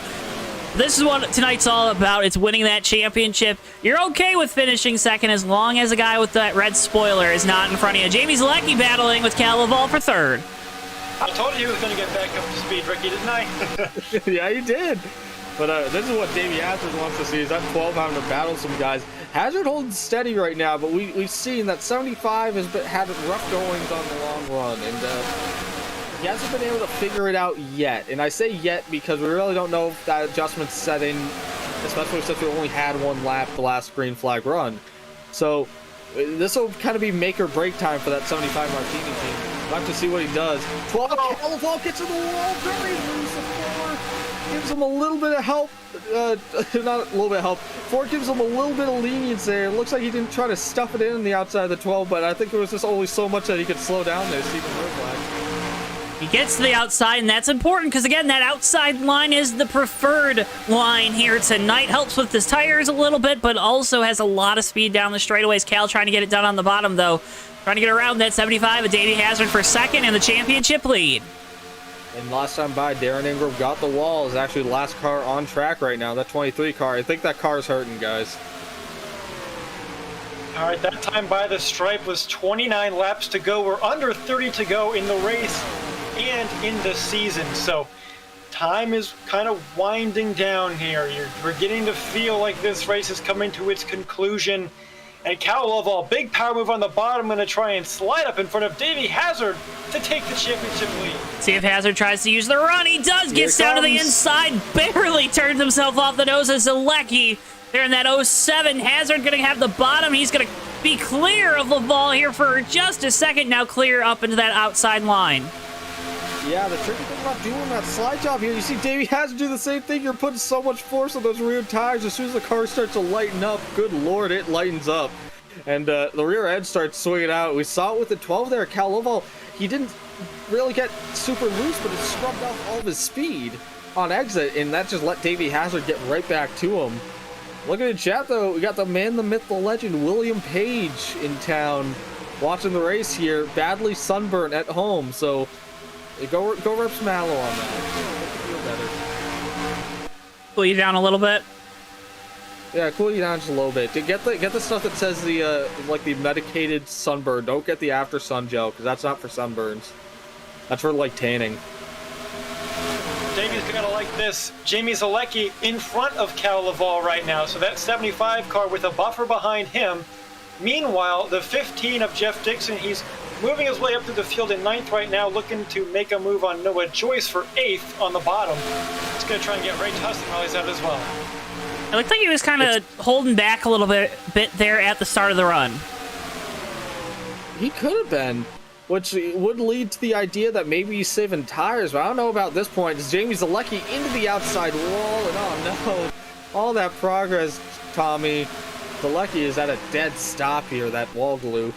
As Zalecki's worked through the field all night long in the 07, finally got a restart towards the front, was running up there making good moves, and boy, that's a kill. Jamie Zalecki out of the race. The thing probably broke a couple braces on the right side of that race car that were pretty crucial to the aero of that Mustang. Jeff Dixon still making it work on the bottom right now. He's up to 5th. He's coming. He's getting bigger in these guys' mirrors. Davey doesn't want to see that because he knows how good Jeff Dixon is on the long run, and he's been able to carve his way up through the field pretty good now. There's still plenty of time left in this race. Anything can happen. It's going to get exciting here pretty quickly for you boys. Yeah, I wonder though, Jeff Dixon on the bottom pushing it that hard. What is that doing to his tires? He's been really good in the long run, but he doesn't want to burn that rubber out trying to get past these guys too quickly if he knows he's got a good car. Oh, it definitely can't help, that's for sure. Merslack to the bottom. Ray Tustin to the bottom. Well, Merslack had the bottom on Cal, moves up to 3rd, gives his teammate gives his teammate Davey Hazard that car in between for the championship battle. Interesting to see how Steven battles Davey here, closing in on the end of this one. It's going to depend what kind of run that 4 gets on Davey, because they are teammates, possibly one of the last races they could run as PTR teammates. Dixon to the bottom here. He's making up a lot of ground here, trying to get around Cal Lovell. He certainly did. And now side by side with Merslack with the outside line momentum. Dixon just so quick. Jeff Dixon just kind of making those moves as he gets into the outside wall a little bit. You don't want to do that too much, and he gets clear of it. I was really afraid he was going to wall glue there for a second. That's playing with fire up there. Yeah, we saw what it did to Jamie Zalecki earlier. We've seen it happen to other drivers tonight. Getting that close to the wall, it sure is fast, but man, he can have a lot of downside too if you get it wrong. Yeah, that's the big thing though. That 15's fast, but you can see he's not totally under control as he goes to the inside of the 4. All these guys on the absolute ragged edge right now. And the one person that's low in all this is Trey Coleman up at first because he wants to win this thing. If Jeff Dixon is fighting these guys for that championship, he doesn't have to worry about anything. That Ford, Merzlak really hanging toughy on the outside of the 15. Dixon gonna have to fall back in line. Well, and that's good. That's good for Davey there. That teammate behind him, holding that outside line, he's going to have to make Dixon go to the bottom. And like you mentioned, Ricky and Joe, that bottom is certainly wearing those tires more than the top. And to try setting them up to that inside again. Gets to the bottom. It's harder to make that pass work down here in turns 1 and 2. You can kind of make that bottom work a little better in 3 and 4, but 3 and 4, as of course Dixon's going to get side by side with Hazard for just a fraction of a second. Here in 3 and 4, you can make it work a little bit better, it seems like. Also, something to note about that wall. We've seen guys hit the wall all night long in 1 and 2, and they have been able to pull the car off of that wall. Rather in 3 and 4, it looks like they put a little more glue up there to keep those cars nice and stuck to that outside retaining wall if they so choose to hit it. I misspoke earlier. Now it's 29 laps to go. so we're getting towards the end, certainly, though. Davey Hazard right now was under a lot of pressure from the 15 on the bottom. Hazard using that outside line, that 15 car. I mean, I'm telling you, yeah, he's good on tires, but man, you gotta imagine that bottom's gotta be shredding them. But so far, it doesn't really look like it. Well, and heating them up, too. That's the other thing. Tire heat causes tire wear. Tire heat also makes those... the tires just feel disgusting when they're too hot. So, gotta be careful of that, too, with how hard you're turning the car through the center of the corner. Right now, Jeff Dixon, he gets there, but man, it's just that I think he's losing by nature of the draft here coming down the straightaway. The force of Steven Merzlak staying with the 75 at Hazard, teammate, so I'd imagine he doesn't want to deviate from that, but also the high line's been so fast he doesn't want to deviate from that. Jeff Dixon gets great runs, and he kind of just has to fall back in line, get his chickens in a bunch again, then try dive bombing them again. But you do have to wonder how long, and the 50 gets back up in that outside wall. We were talking about that is playing with fire a bit. And what have we talked about for Dixon? His problem hasn't been speed. It hasn't been running up front. It's been closing out these races. And you're kind of seeing those gremlins start to creep in just a little bit here late in this one. Certainly, that pit road speeding penalty really affected things and set him back. He had to work his way up through the field. He's gotten now to second in the championship, but he still has to get around the 75. And to get around the 75, it looks like he's going to have to get around the 4 as well. And man, he really hasn't been able to. Remember back to last season Darren here. Ingram around in turn 1. Oh, that's going to bring out a caution. Oh, and this is a huge moment. And Cam Barnes also around, so let's see what happened. Looks like something happened with the one of Kostowski. Like, I don't know if the car blew up or something, but the one of Kostowski slows up big time entering turn 1. Darren Ingram nowhere to go and just gets into the back of him.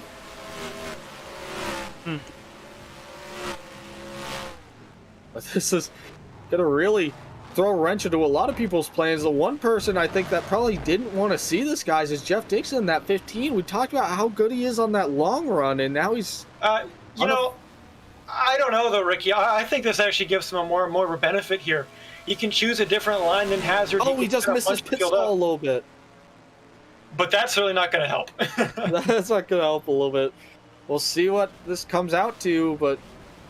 He didn't overshoot it a lot, but he just kind of crawled over the line just a hair. Hazard's going to come out with the lead. And I think around Dixon. Yeah. And Sean Whitehill as well. Jeff Dixon losing a few spots on pit road there. Davey Hazard, that 75 car, talked about that car being terrible earlier. Didn't know what to do. He's leading this race, and he's going to be leading when they come back green. And, man... We're going to have close to we're going to be close to, we're not at 20 to go yet, but we're getting close to 20 to go here. Joe, that's classic Mr. Saturday Night Davey Hazard. Oh, this car's terrible, goes out there and runs well. I guess we weren't choosing there. Oh, boy. We got a bunch of people. We got most people watching right now than I think we have been all night. So if you're watching right now, make sure to leave a like and a subscription if you'd like to see more of this, because this is going to get crazy and you're all going to love it. I like to think that we do pretty good here on JTN. We do. We make good background noise. Ricky, I love you, brother. Tommy, you talked about Davey. He's been Mr. Saturday Night all season long. 8 wins on the year. Can this clean air be the remedy for the 75's handling woes? It's going to have to be, and he's got a great opportunity right now with Jeff Dixon losing all those spots on pit road. Cal Lovell doesn't really seem to have quite the car to challenge Davey with. He's in a great spot right now. The last thing Davey wants is a lot of quick yellows. I think if we let this thing kind of run for a bit is what he needs, because he's got a lot of room to Jeff. So, I don't know. On the other hand, Jeff Dixon has a great long-run car. There's so much going on, Joe. There's so much that could happen, and this is why we race. This is why we love to broadcast these races, because, boy, it is always a great show. There's always something that can go wrong, you know? I can't imagine any single one of these championship contenders right now has even a single fragment of ice in their veins. These guys all have to be just on the absolute edge right now. We've seen it all night here. And this is gonna be a stressful 20 some odd laps. And that's what makes motorsports so unique with its format, right? You have guys out there that you're not that, and this is the cliche, right? There's guys out there that aren't running for the championship. You still got to compete against 40 other guys or 20 or whatever it may be in the race. Why that's so important is because one of those guys that you're not battling with for that ultimate prize, for that championship, they can also be the guy that takes you out of it for the championship. They might just be able to help you. And PTR teammates there on the outside, Hazard and Merzlak, with Coleman and Laval on the inside here for the restart. Down and away we go. Green flag, and Hazard going to be clear of that 25, but not a great restart for the outside line. And not as good as we've seen that control car have it. Coleman on the inside is going to try and take the lead away out of 2. We'll see if he has the momentum, but that 75 doing a good job. Nope, that 25 back into the lead. Yeah, interesting restart there, because also Coleman looked like he stumbled a little bit on that, which is uncharacteristic from what we've seen from him tonight, but obviously it doesn't matter because the car just gets into turn 1 so well. A little further back here, Sean Whitehill into the wall. Everyone stays clear of him. And that car came to an almost dead stop in the middle of the field there, so I'm sure everyone is a little frightened. Another member of that team, Tawansky, defensive driving school there. Dixon to the bottom of Merzlak for fourth, rather. It's tough with Dixon on that bottom. He really does have speed because that car's fast, but the problem is when you're down there and you get to the straightaway, it's almost like luck of the draw. Like, that draft really means more than anything on that bottom. So even if he's got a good run, these guys are all drafting each other on that eye line. Cal Lovell inching closer to Davey Hazard these past couple laps after the restart. The 12 car, he's kind of struggled tonight. Hasn't had the car he wanted, but now he's got a great opportunity with everything going wrong with the other drivers, but he's got one man to beat. It's the 75 car of Davey Hazard up front of this championship battle. Is that like you said, that championship battle is on for the second position right now, but Trey Coleman, he's free and clear of these guys by about 6th to 7th car lengths down the front straightaway, and that gap is growing. Trey's gotta love that in the 25. Like, yeah, you guys just fight. I'm just gonna take that win. No one's paying attention to none of these competitors are really paying attention to the lead right now because they're all paying attention to that championship battle behind them because we're all championship contenders. So he's just It's also 20 laps to go, guys. It's officially the JTN merchandise crunch time of the race, and that is a huge moment right there. As Davey Hazard goes to the front, Tommy doing a great job of keeping our ad reads on. You can check out the JTN merch store for some awesome merch, including this t-shirt, our JTN race car merch that replicates Shaun Whitehill's JTN Ford Mustang that he drove this season in the USORL. Available with the black variant and the white variant on t-shirts, hoodies, and stickers. You can also check out our different driver merch lines for our current leader, Davey Hazard, Mikey Murata in that 55, and also the birthday boy who is not here tonight, Matthew Steelman in the 51. So you can check out all those bunch of great merch options on the JTN merch store. Go check them out, including Tommy's World merch as the battle's on for second now. Oh man, it's really heating up. Dixon's been charging on that bottom, and Cal got into the wall a little bit off it too. They're side by side. Davey Hazard's kind of gapped himself now, but boy, you know that 15's fast. Guys, Trey Coleman was stumbling a little bit there in the 5th spot right now, but that's 6th spot, excuse me. That 25 uncharacteristically having some handling issues right now because he lost a lot of positions there when he got into the wall, and now he's starting to come back, but it's going to be tough with all these guys racing each other so close to that championship position. Almost as if maybe, like, as a reference, traction control, and then all of a sudden that traction control, that help, that assistance goes away out of nowhere. That 25 of Coleman charging back to the inside of Merzlak, now charging to the inside of Laval for 3rd. Coleman trying to make that run on the inside here. He's going to get past the 4, puts him between the 4 and the 12. Going to try to get to the inside of the 12 here. He gets alongside. Oh, he's around! Coleman around. Ooh. Kind of boops the wall. But we stay green, so that's disastrous for Trey Coleman there because we stay green, so he's not going to get to regroup with everyone. So 25 currently out of this final race for the win here. And there, all up front. I was going to say, Ricky, and there you see it from the helicopter. No contact between the 4 and the 25. Yeah. And right now, it's just a Davey Hazard and Jeff Dixon show with a special guest appearance by Cal Laval if he can get by the 4 of Steven Merzlak. A 15 of Dixon running right next to the wall there. He's kind of lost a little bit of ground to Hazard last lap. We'll see what the gap is this time by. I think he gained a bit too that time, about a 10th or so. Half a 10th maybe. So things getting really tight. I mean, we're close to the end, not just of this race, guys, but also the season. The championship is on the line. We've got 3 of our competitors still up here towards the front. In between them all, the defending champ from last year, Davey Hazard. We know he's not been happy with his car. Jeff Dixon has been really, really good in the long run, but has had issues on pit road that have plagued him. Cal Laval struggled in the long run, great short run car. It's all coming together. We'll see what happens, and we're coming up on just 10 to go soon. I mean, we're creeping up on it ever so slightly, and there are a lot of things that can happen. We have overtime possible here. I know that's not something these guys want to hear, but it's something you have to brace yourself for. You have to brace yourself for that late race caution, for the guy in front of you to maybe make some contact with that outside wall, for a guy to start charging out of nowhere from just outside the top 5. Anything and everything can happen. Dixon to the inside of Hazard for the lead. He had such a good 3 and 4 right there. I think he's going to get him in 1 and 2. I just don't think... I really was impressed by the speed he was able to carry off the corner. That's what really sold it for me there. Let's see what happens. He's going to try to get that slide job. He's not clear of Hazard yet, so they stay side by side here. Dixon's going to try to side draft him. Davey gets a great run, but Jeff Dixon going to try to dive it in. Davey tries to move a little further down the track to cut him off a little bit, take some of his wings away. Oh, man, that's close. 75, they almost make contact. That's going to let Steven Merzlak on the high line get on by the 15 for that 2nd spot.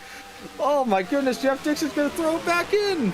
Well, and that's a huge, huge turn of events right there. With that 4 car behind Hazard, it's just like we saw a few laps ago before that caution that kind of sorted everything out, because now that 4 car is really, really playing into the hands of the 75. Teammates working together one last time. And that 4 car is... Honestly... sorry, Joe. I was going to say, honestly, I think that might be something we just saw Davey kind of call bluff on Jeff Dixon's play there. Dixon been sort of diving to the bottom of the track here to get a really good run on these guys, and Hazard kind of took that away from him. Dixon couldn't move all the way up the track like he needs to for that slide job to work, and it kind of neutered his pass there. Well, and so right now, with just 10 laps to go, it's the TWB 10 laps to go. GordonLightsDirect.com. Check it out. We're going to keep you with the action right here. Davey Hazard out in the lead, trying to get his 2nd championship at USORL. Jeff Dixon, who's been awfully fast this race now, on the back foot, trying to get around him, didn't make the move. Steven Merzlak in the way, defending champ from last year. It is incredible here what's happening on the racetrack. Oh, and don't forget, Hazard and Merzlak, teammates last year, teammates this year, even though the 4 is part-time. Battled for the championship together last year in Season 6. Gonna be interesting to see if Merzlak might cut him some breaks. I'm looking. Lurking is that 25 car, Trey Coleman. Now, he's a teammate with Jeff Dixon, and I bet we're going to see something go down here because the 25's on fresh tires. I don't know what's going to happen. I think that 25's going to help the 15. How is the big question. I don't know. Trey Coleman got to the inside of Dixon. Actually kind of hurt the 15 there because Dixon got to the outside wall trying to let Coleman on by. Trey's got a huge head of steam here. He wants to take that lap back. Getting a report from pit road, though. The Force temp light's been coming on all night, but it's really starting to light up on the straightaways. That water temperature starting to peak in that Ford Camry of Steven Merzlak trying to make it last to the end here. You saw Hazard get really loose there. Oh man, I'm sorry, Joe, but this 25 might be slowing down these guys, at least on the entry there. Hazard didn't really get the entry he wanted. He had to check up a bit. There are Looks games like he's afoot. away now. There are some games, and they're not 1, 2, 3. Oh, they are actually. They are 1, 2, 3. Oh, Right here. Dixon in the Dixon wall! Oh my goodness, how did that car keep speeding it? I don't know how the 15's been able to hit the wall as many times as he has tonight and kept the speed in it. Gets to the outside of Merzlak down the front straightaway. I think he might have just hit the go button. Yeah, that's a big moment right there. Up in the wall there. You don't want to do that. He's loose. I don't know how he saved it. I'm not going to go I'm not going to try to speculate what happened there, but Jeff Dixon is trying to make his way around these two PTR teammates. Hazard in the lead, as well as the lead for the championship. Might have been a little contact with the wall there through 3 and 4 with 5 laps to go. Each one of these drivers' hearts right now, I can tell you, they are pounding. They're like the beat of a drum. You could set a metronome to them. It's intense behind the wheel. With 5 to go, everything you've worked for this season, all 30 races, every moment, every lap, every pass you made is leading up to this point. And right now, that 75 car in control, but man, that 15 just won't go away. And notice Davey kind of bringing the car off the wall a little bit more than he has previous laps, just trying to keep it nice and steady on exit. Has struggled with handling on the corner exit, especially off the 4th throughout the night. Dixon to the inside of Merzlak for 2nd. Dixon doesn't try to dive it this time. He's going to try to roll it through the middle. Gets a good run on the 4. Actually gets side by side with the 75, but they're going to get the pull down the straightaway here. He's going to try to jump in line in front of Merzlak. Muscles his way into that 2nd spot. Jeff Dixon up to 2nd, but he gets into the outside wall again. And, oh, you don't want to do that too much. You don't want to do that too much, guys. Oh, Jeff Dixon gets loose. Oh man, and Steven Merzlak's going to try and get to his outside again.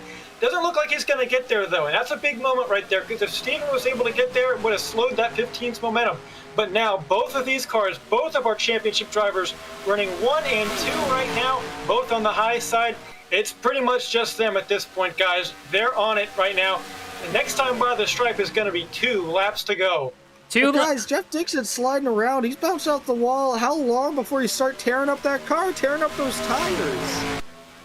I wouldn't be we saw it at Chicagoland earlier this year. Jeff Dixon not afraid to make an aggressive move to win a race at the end. Wouldn't be surprised to see that 15 make a big send late in the going in this one. We're on that 2 to go lap. We're going to see the white flag this time at the line. The battle's on for the lead. The battle's on for the championship between the 75 and 15. This whole run, that 15's been learning, where can I get around the 75? He's going to try here on the middle groove. He's been really, really fast here. And one significant thing, he's had good exits. This time, can he clear him? And he does. White flag, 1 lap to go. 1 lap to go. You guys have got to do something big. No, he got loose. To the inside, he gets loose. But he still has a no, nose to he's the inside. going. Jeff Dixon, he gets very loose. Davey Hazard sideways. Coming down the back. That might be the championship battle right there, guys. Down the back straightaway. Dixon with the lead, in the lead for the championship. With the heroics off of turn 4 last time. Coming to the line side by side for the win. Jeff Dixon wins the title and the race here in Homestead. Oh my goodness. What a finish, guys. Wow. I'm telling you. Oh, man. Oh. Homestead. A heartbreaker for Davey Hazard at the end again. Yeah, but what a race for that finish. That 75 left it all out on the racetrack there. That 15 did too. That's exactly what I wanted to see. Everyone just throwing it, caution to the wind. Just pure racing right there. What a fantastic finish. So the 15 of Jeff Dixon wins the Drivers' Championship. That number 15 car also winning the owner's title as well. Your final championship standings from Homestead. The 15 of Jeff Dixon brings it home with Davey Hazard in second. Darren Ingram recovering to finish third in the championship. Cal Lovell in the 12, fourth. Dixon brings it down the front straightaway. He's going to give the fans here in Homestead a show. Burn it down, Jeff Dixon.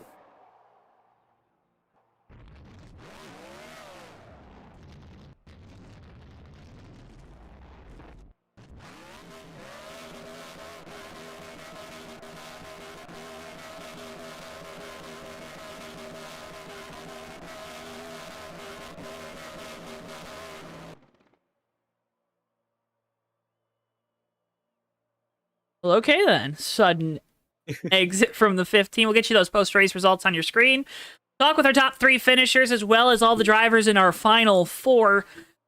We'll let Mr. Tommy Bordeaux handle those duties. He's a little closer to the media center than I am. Get those results on your screen momentarily as well.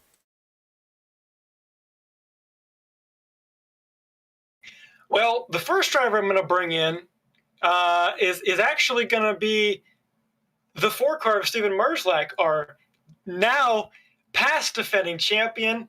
He finished second in the race tonight. We're going to do things a little bit differently tonight. And it was a phenomenal finish for him. Steven, you showed up in a beautiful car at the track last year you won your championship at, and you definitely ran well here. You showed everybody that you're the defending champ and a good one at that. Congratulations on your second place finish tonight. Thanks, guys. I obviously haven't been running the Cup Series lately, and I figured I'd bring the car count up for the finale and see what I could do. And first time in a Cup car in the last 3 months, and my goal was just to be a wingman for Davey as much as I could and try and help him out where I could, but Jeff just had the better car at the end there. I tried to make a last-ditch effort, ripping the bottom in 3 and 4 to get the win to boost my own ego, but it didn't work out. But good job to Jeff and all those guys there. They've been deserving this for a while now. Well, Steven, the whole 4 team, I'm sure, you had some great runs this year when you did run. You won at Atlanta in the throwback race in the Brian Clausen car. Another great run tonight. What's the future for Steven Merzlak Racing? We talked about you and Davey, PTR teammates, for the last time tonight. What's next year look like for Steven Merzlak? Well, we're not exactly not teammates. In the future, the team Apex Motorsports is more or less going to be an offshoot of PTR, where I can run my own driver development program and basically run my own side of the team. It's not splitting up. We're still sharing data and everything. It's just I'm running under a different name next season, and I'm bringing my own ladder together. So real quick. Well, there you go. So what I'm getting there is you want a little more of the race winning and the profits, right? Because then you're exactly a little more race profits, and I want teammates that paint their cars with the attention to detail that I do. Yep. Of course. But yeah, thanks to all the guys at the shop with PTR and Apex, and shout out to Body Armor for bringing the Pride scheme on board this week, and Fastenal and all those companies that have sponsored me this past season, and we'll see what the future holds in Season 8. Got a few sponsorship obligations and opportunities lined up that I think are going to surprise you guys. Steven, it's been such a joy to watch you racing here again on Saturday nights when you do. It should be noted, you won the ARCA race here last night in a thrilling finish. Just one spot short tonight, but congratulations on a nice second place here for the defending champion, Steven Merzlak. Thanks, guys. I'll tell you, when I sent it down in the 3 on the last lap, I was thinking, oh man, here we go again. Well, thanks for talking to us, Steven. I'm sure you've got a post-race debrief, and go drink some Body Armor, get replenished all them electrolytes and whatnot. Yeah, thanks, guys. Well, that was Steven Merzlak, second place tonight. Last season's champion. He had a great finish tonight as well, and he put on a thrill for us in probably the best-looking car I've seen all season long. You always want to end the season on a high note, especially when you haven't maybe necessarily run all the races. You want that last good one, that last memory of the year to be the best that it can be, and wasn't, the best of the best. Didn't win the race, but still a good finish to the year for the Ford team. And remember to check out Apex Graphics at Apex. I forget the exact. I linked in the chat, but Apex Graphics on Twitter. Steven always does a great job with all of his designs. What you got next, Tommy? Well, it's an interesting situation here. Jeff Dixon doesn't have a microphone, so I'm not sure how we're going to do that. He might write something. We'll figure it out. But we're going to get our fourth in the championship tonight. Our top three tonight, Jeff Dixon, Steven Merzlak, and Davey Hazard, is shown on the screen. We'll talk to Davey Hazard, but we're going to talk to fourth in the championship, Cal Lovell here first. He didn't really have the night that he wanted, and I know kind of a tough way to go out with the 12 team, but Cal, you put it up there. You had kind of a shot towards the end. Talk us through your night. It looks like you kind of struggled again in the long run. Yeah, I was struggling all night with the handling of the car. I mean, surprised I didn't wreck a few times. I cut across the nose of Steven once, and I thought I was gunner there. But yeah, this UPS Ford, it's seen better days. It's not the way I wanted to end, but we've had a lot of success in this car, so I can't be too disappointed. Cal, yeah, go ahead, Joe. I was going to say, we know you're leaving the 12. We know you're going to a part-time schedule next year, but how do you feel about the legacy you've left with this 12 car, with the folks at UPS, AAA, all those folks here in the USORL, the two championships, obviously, and two in seasons 2 and 3, but do you think you left this number 12, this legacy of that 12 car, better than what you found it in? Let me just say this. I couldn't have done it without my teammates that I've had along the way, my crewmates, everyone involved. I got to thank them. I mean, without them, this car wouldn't have been possible to win all these races and those two championships. Cal, it's been a pleasure to interview you here up in the booth many times this season. You have a fantastic demeanor about you. Your chiseled chin is still up after this race. Thank you. But I think everyone's wondering, since you're leaving the 12 car, what's next for Cal Lovell? What's next for this guy? What is he going to do? I'm going to the Spencer Racing number 7 Ford, and I'll be sharing the car with someone. It hasn't been announced yet, but I can't wait for that. Just go out there and race whenever I want to and have fun. Why don't you announce it now? Well, the guy that I'm sharing it with doesn't want to announce that right now, so I can't. Sorry. That's a man of strong character right there. You don't get that too often. Indeed. Cal, before we let you go for the final time this year, I know you already thanked the crew. Anyone else before we send you off into the sunset on season 7? Well, I do this about every week. Well, anytime you interview me, but you guys do a great job, and it's an honor for you guys to broadcast our season. It really means a lot to us. And also, thanks to John Peterson for funding this, because this wouldn't be possible without him. Absolutely. I was gonna say he's the one that gets this thing done, so can't thank him enough. But Cal, can't thank you enough for all the kind words as always. Can't thank you enough for always being a great sport up here in the booth after the races, whether it be win, lose, or draw. Congratulations on another great year. Can't wait to see what happens next year when you're in that 7 for Spencer Racing, and have a good off season. You guys. Cal Lovell, driver of the number 12 UPS Ford Mustang for EB Racing. He still held his head up high, even though it was a tough night for that team. He did, and he's got some. He's Cal Lovell. If you don't know him, if you haven't seen him in person, my man has a physique of a Greek god, And I'm sure anywhere he goes, he's going to bring the light. And certainly next year at that Spencer Racing 7, look for him to have kind of the runs that Steven Merzlak has. Run when he wants to, run really, really well as well. Always run a little bit better when you pick and choose the races you want to run, as opposed to like kind of slogging through some of them that you're not too excited to go out there and compete in. We got next. Well, next up on the list is going to be a guy who finished third in the championship, but certainly not the finish that he wanted to his season. I know it's definitely not the way he wanted to finish it off. Darren Ingram, third place. Take us through how you saw that championship chance slip away from you. Yeah, well, mommy always told me if you don't have anything nice to say, don't say anything. So I might speak a little less than usual, but man, yeah, we had a great long run car as usual. We that long green flag run we got where we had the green flag pit stops.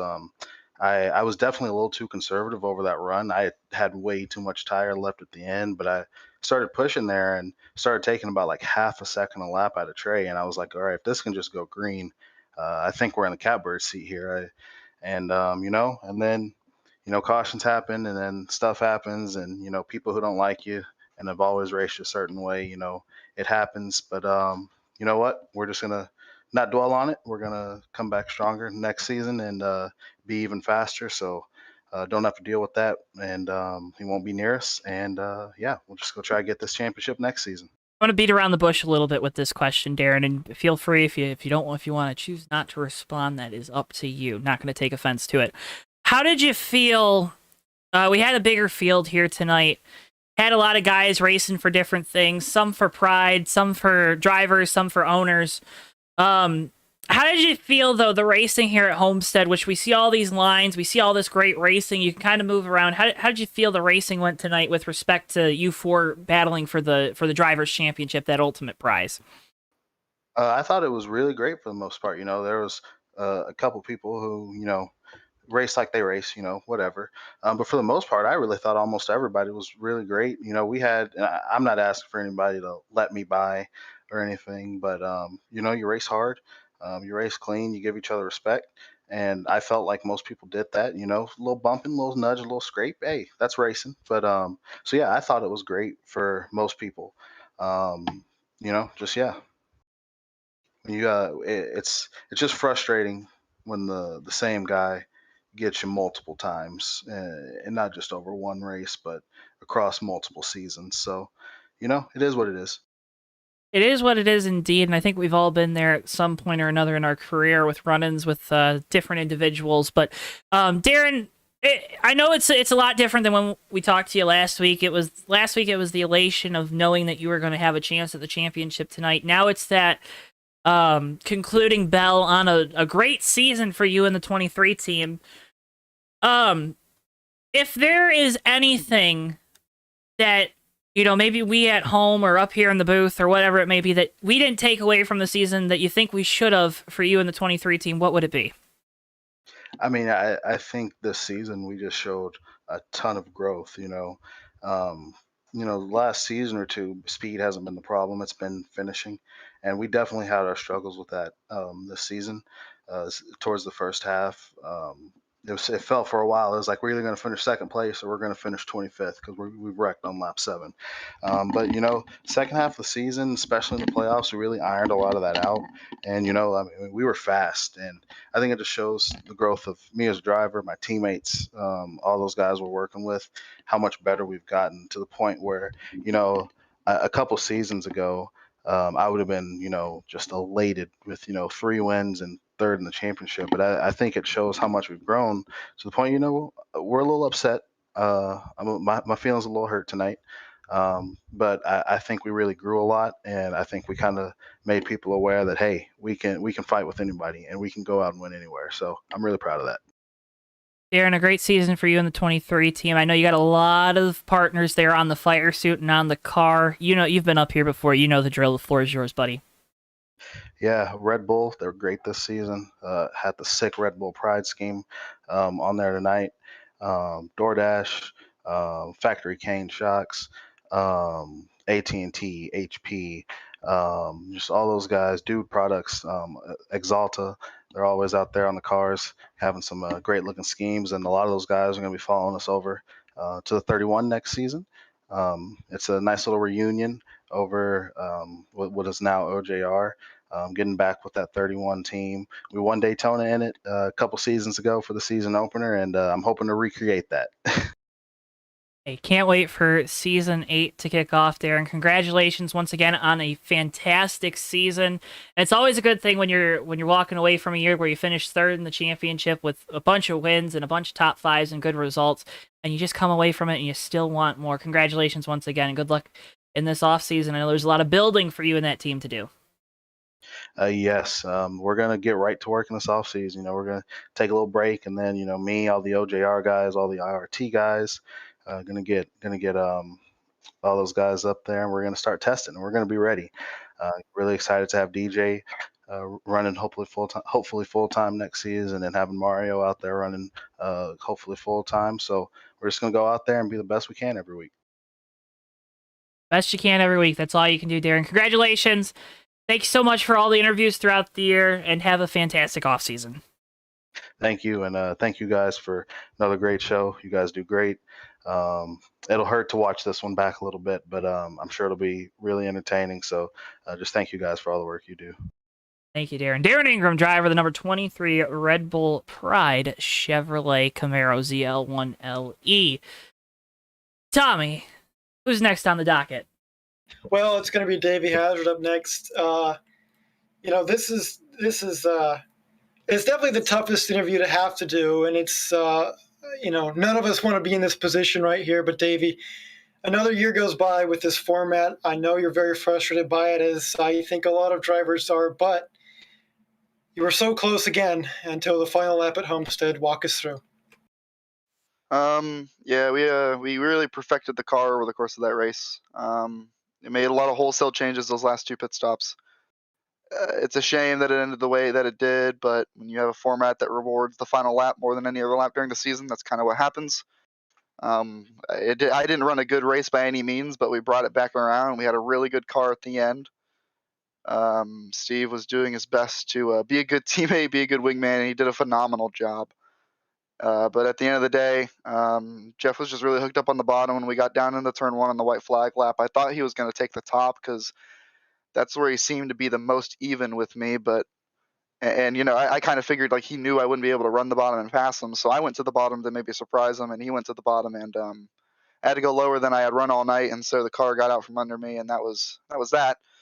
And so that was my season gone in that corner. So spent 8 months doing this, and it all goes away in turn 2 on the last lap of the last race of the season, which is frustrating, but it is what it is. The point is, if it was any other race, I'd be really happy that we were able to scrounge out a second place and almost come out with the win, but it's a little heartbreaking tonight, not going to lie. Well, we certainly noticed how your car improved over the night. Early on, it was out of control, out of turn 4 a few times. To build this back up, at one point you said we're done. To get that close is certainly a testament to how good the 75 team is at not just bringing good race cars to the track, but also to improve them throughout the race. And that's what it takes to win a championship sometimes. Unfortunately, tonight a little bit short again. But I know next season, big plans for the 75. Anything different for this team next year? Well, I don't know if it's public knowledge yet about what the format is next season, but is it? Can I say it? Can I name drop it? Quasi. What does that mean? I don't know what that means. I'd say go for it. Okay. Well, next season they're going to go to a 10-race chase, and it's going to be like the old chase where you have the point reset, and I'm assuming there's going to be some bonus points after the regular season. Then you have 10 races instead of rounds to fight it out. So next season we're going to go out and we're going to win the regular season championship, and we're going to go out and we're going to win the damn final championship in the chase, and we're going to take home a trophy for once. No question that you had a really fast car these playoffs. You pretty much cruised on points to the Final Four, which shows you how much your regular season helped you, if only things were a little bit different in the last race and the last lap. Davey Hazard, before I let you go, anyone you want to thank? Well, I know there's a lot of people that know me that are at least listening. My parents probably are because they always tune in. Probably all the lads, all the boys, all my friends that are watching. Thank you very much. I'm sure some of the old fast dudes are watching. Weaver, Austin, I don't know who's watching. Anyway, Savannah, Kelsey, Sam, they're probably all watching. They probably are excited they got name dropped, I guess. I can't thank my PTR teammates enough. All my friends, all the wonderful messages I got after the race. I'm not walking away with a trophy tonight. I'm coming home with the best damn friends in this league. I cannot thank them enough for all the support and all the joy that they give me, all the encouraging words, everything. I just cannot thank them enough. It has meant the world to me after this race. I'd like to thank you guys. You guys probably put on a great broadcast. I can't wait to go back and watch the first 133 laps of it.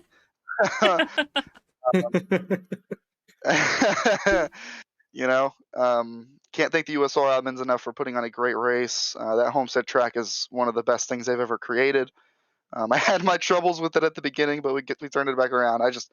Everybody that's involved in letting me, take part in my hobby. This is what I love to do. I can't do it in a real race car just yet, so I do it here, and it's good enough for now. And I can't thank everyone enough who does this and takes the time, takes all the effort. It is a long, hard process. It's a commitment for all these people that put it on, and I can't thank them enough. So,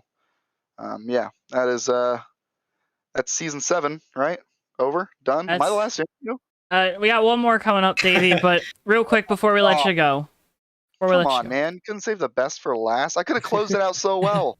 Before we let you go, though, Davey, want to first thank you for all you do for us here on JTN. Of course, co-host of the Fake Racers podcast. Go check that out if you want to hear more from Davey, because Davey always has some of the best insight, whether it be about, sim racing, especially on-track racing, how to kind of maneuver yourself, what the thought process of a driver is. But Davey, can't thank you enough for always being a good sport, win, lose, or draw after these races, and always being a great interview, always giving us that insight, even at times when maybe we got to poke and prod you a little bit, and just for always being a good sport, Davey. Thank you so much. I appreciate it. Love you guys. Thank you so much. Well, that was second place in the championship once again. Unfortunate finish for the 75 team. Almost so close to getting their second title here in the Red Bull Cup Series. Joe, Ricky, we have one final interview tonight. As a representative for the champion Jeff Dixon, here's birthday boy and head admin of the league, Matthew Steelman, driver of the Matthew Steelman Chevrolet. How are you, Matthew? He's doing great. All right. Well, that's cool. He used up all his talking time this week on the Fake Racers podcast, which you can go check out again. I've been waiting Sorry, too long. I was having issues. Sorry, I'm having internet issues and stuff. We can hear. He's really taking the representing of Jeff Dixon to heart here with the internet issues. Yeah, it's fun. First off, thanks for bringing me on here. It's actually the first time I've gotten an interview, but I just want to say congrats to Jeff Dixon. They absolutely earned it. Also, just wanted to come out and say everybody else in the Final Four, Davey Hazard, Darren Ingram, and of course Cal Leval, for putting together an awesome season of everybody in the league, because honestly I feel like this is one of the best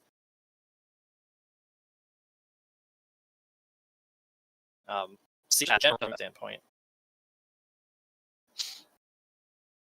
Yeah, through the wire, maybe to translate here for you. We can't forget that Brad's Internet Service is a title sponsor here at the USORL. Matt, what he was saying was just he wants to thank all the drivers who came out and raced. It was a fantastic season. Big shout out to all the guys who competed in the championship tonight. And man, I'll tell you what, our thanks to you, Matt, for putting this on, as well as all the other admins, and especially big shout out to John Peterson for funding this crazy adventure. Matthew, in the words of Jeff Dixon, what would you say? If you were him, what would you be saying right now?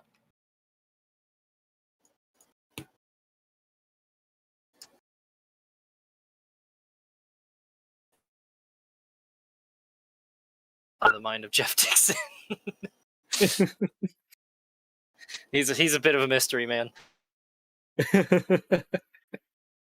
But probably something like get good. I don't know. Obviously, huge shout outs to Zach Krastowski, Noah Joyce, and Garrett Sidnor, and everybody else who's helped together tracks. Antonio Ruiz did a friggin' awesome job doing track edits for us this season. Just everybody who helped pitch, any people who contribute to making this happen. I don't want to cut you off short, but I think we can both agree that this is a difficult interview, and I think, yeah.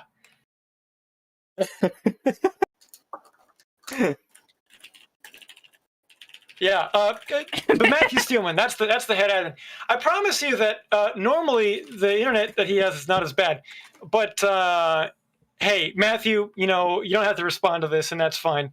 But a sincere thank you from all of us for giving this opportunity to broadcast the league, and I personally want to say how much it's been awesome to just hang out with you and everybody here at the league, not just as racers but as friends too. And I'm sure had all quite the pleasure of knowing each other and been able to broadcast this.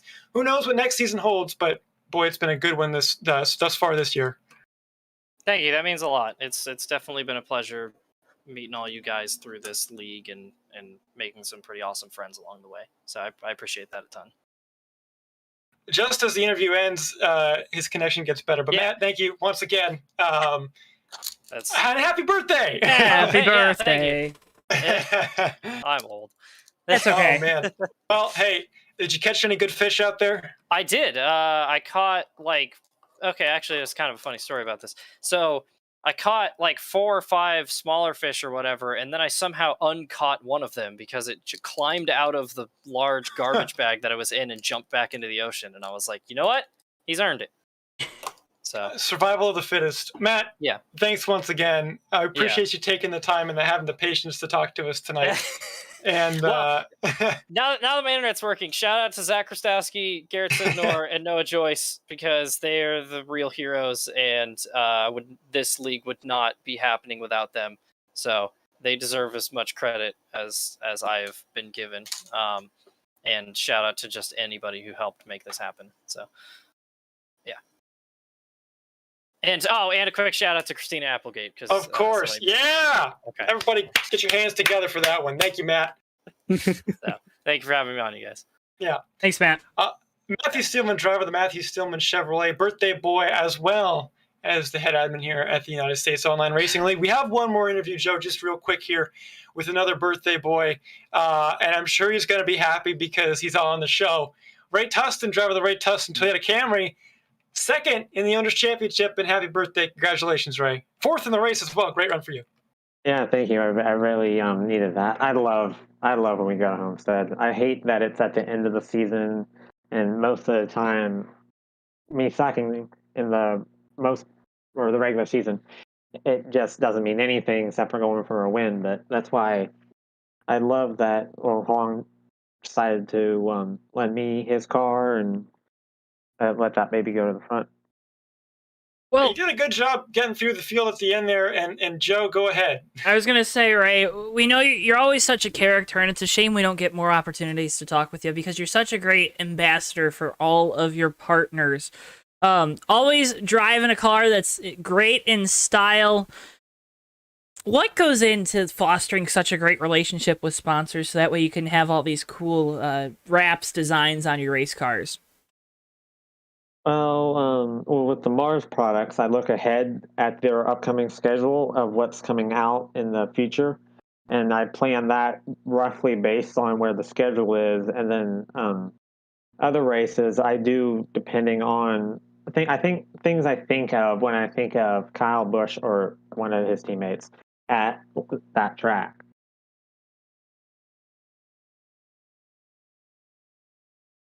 Ray Tustin, I'll tell you what, you bring a lot of heat with the paint schemes all season long. You get a lot of them. I've got a whole library of Alexandria of paint schemes from you this season.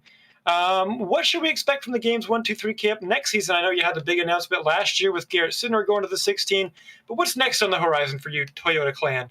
I feel like pretty much the whole team, as far as I know, is just going to go to part-time. I hate running ass at some of these tracks, so I'm probably just going to run the tracks that I can do good at. I know Garrett said he's just going to run tracks or certain tracks that when his schedule allows or something, and we're just gonna go for wins. I don't think we're going to go for anything really full-time, as far as I know. All right, well, hey, regardless, this year, that 54 second in the Owners' Championship, congratulations on that. All thanks to you, and a good run tonight. 4th place at Homestead-Miami. Ray Tustin, before you go, anyone you want to thank? No, just go out and get some rowdy energy. All right, well, Ray Tustin, driver the Ray Tustin Toyota Camry. Congratulations, 2nd in the Owners' Championship, 4th tonight. And Joe, with that, that would be our final interview of the season. And that's kind of all we got from here, other than you kind of lead us out here, I guess. I do have one personal shout out, though, two, actually. Oh. One to all my family watching, because I know they watch at home, so shout out to y'all. And also, big shout out to Austin Spencer, driver of the Austin Spencer Ford, managing the Detroit Pistons to win the 2029 NBA championship. Congratulations. Yeah, I mean, a fantastic season of racing.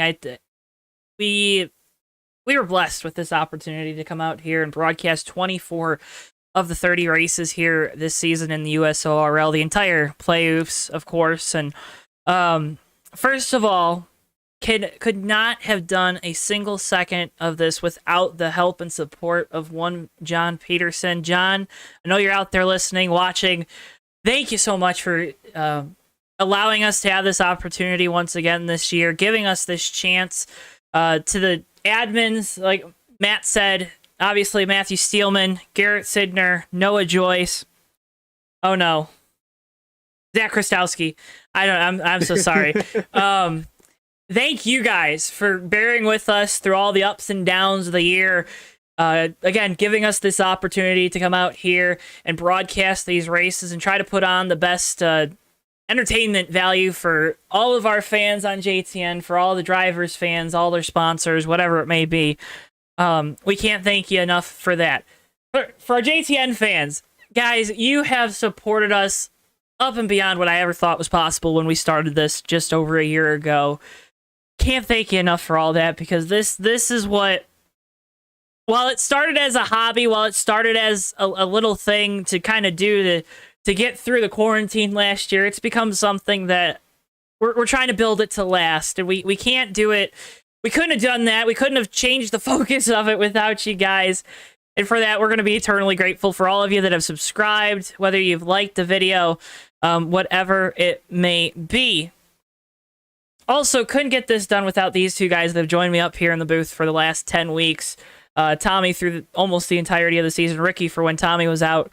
Can't thank you guys enough, you two enough, for all the support you've given me through all of this and all the fun and just being there when I need you, whatever it may be. To Bristol, obviously, for always producing a heckin' good show. And that's it. That wraps up Season 7. One of the best, if not the best, in the history of the USORL. The best season-long championship that we've covered, because, I mean, to be fair, it is the only one so far that we have covered. Well, no, actually, that's a lie. ASR ATMP, but one of the best, obviously.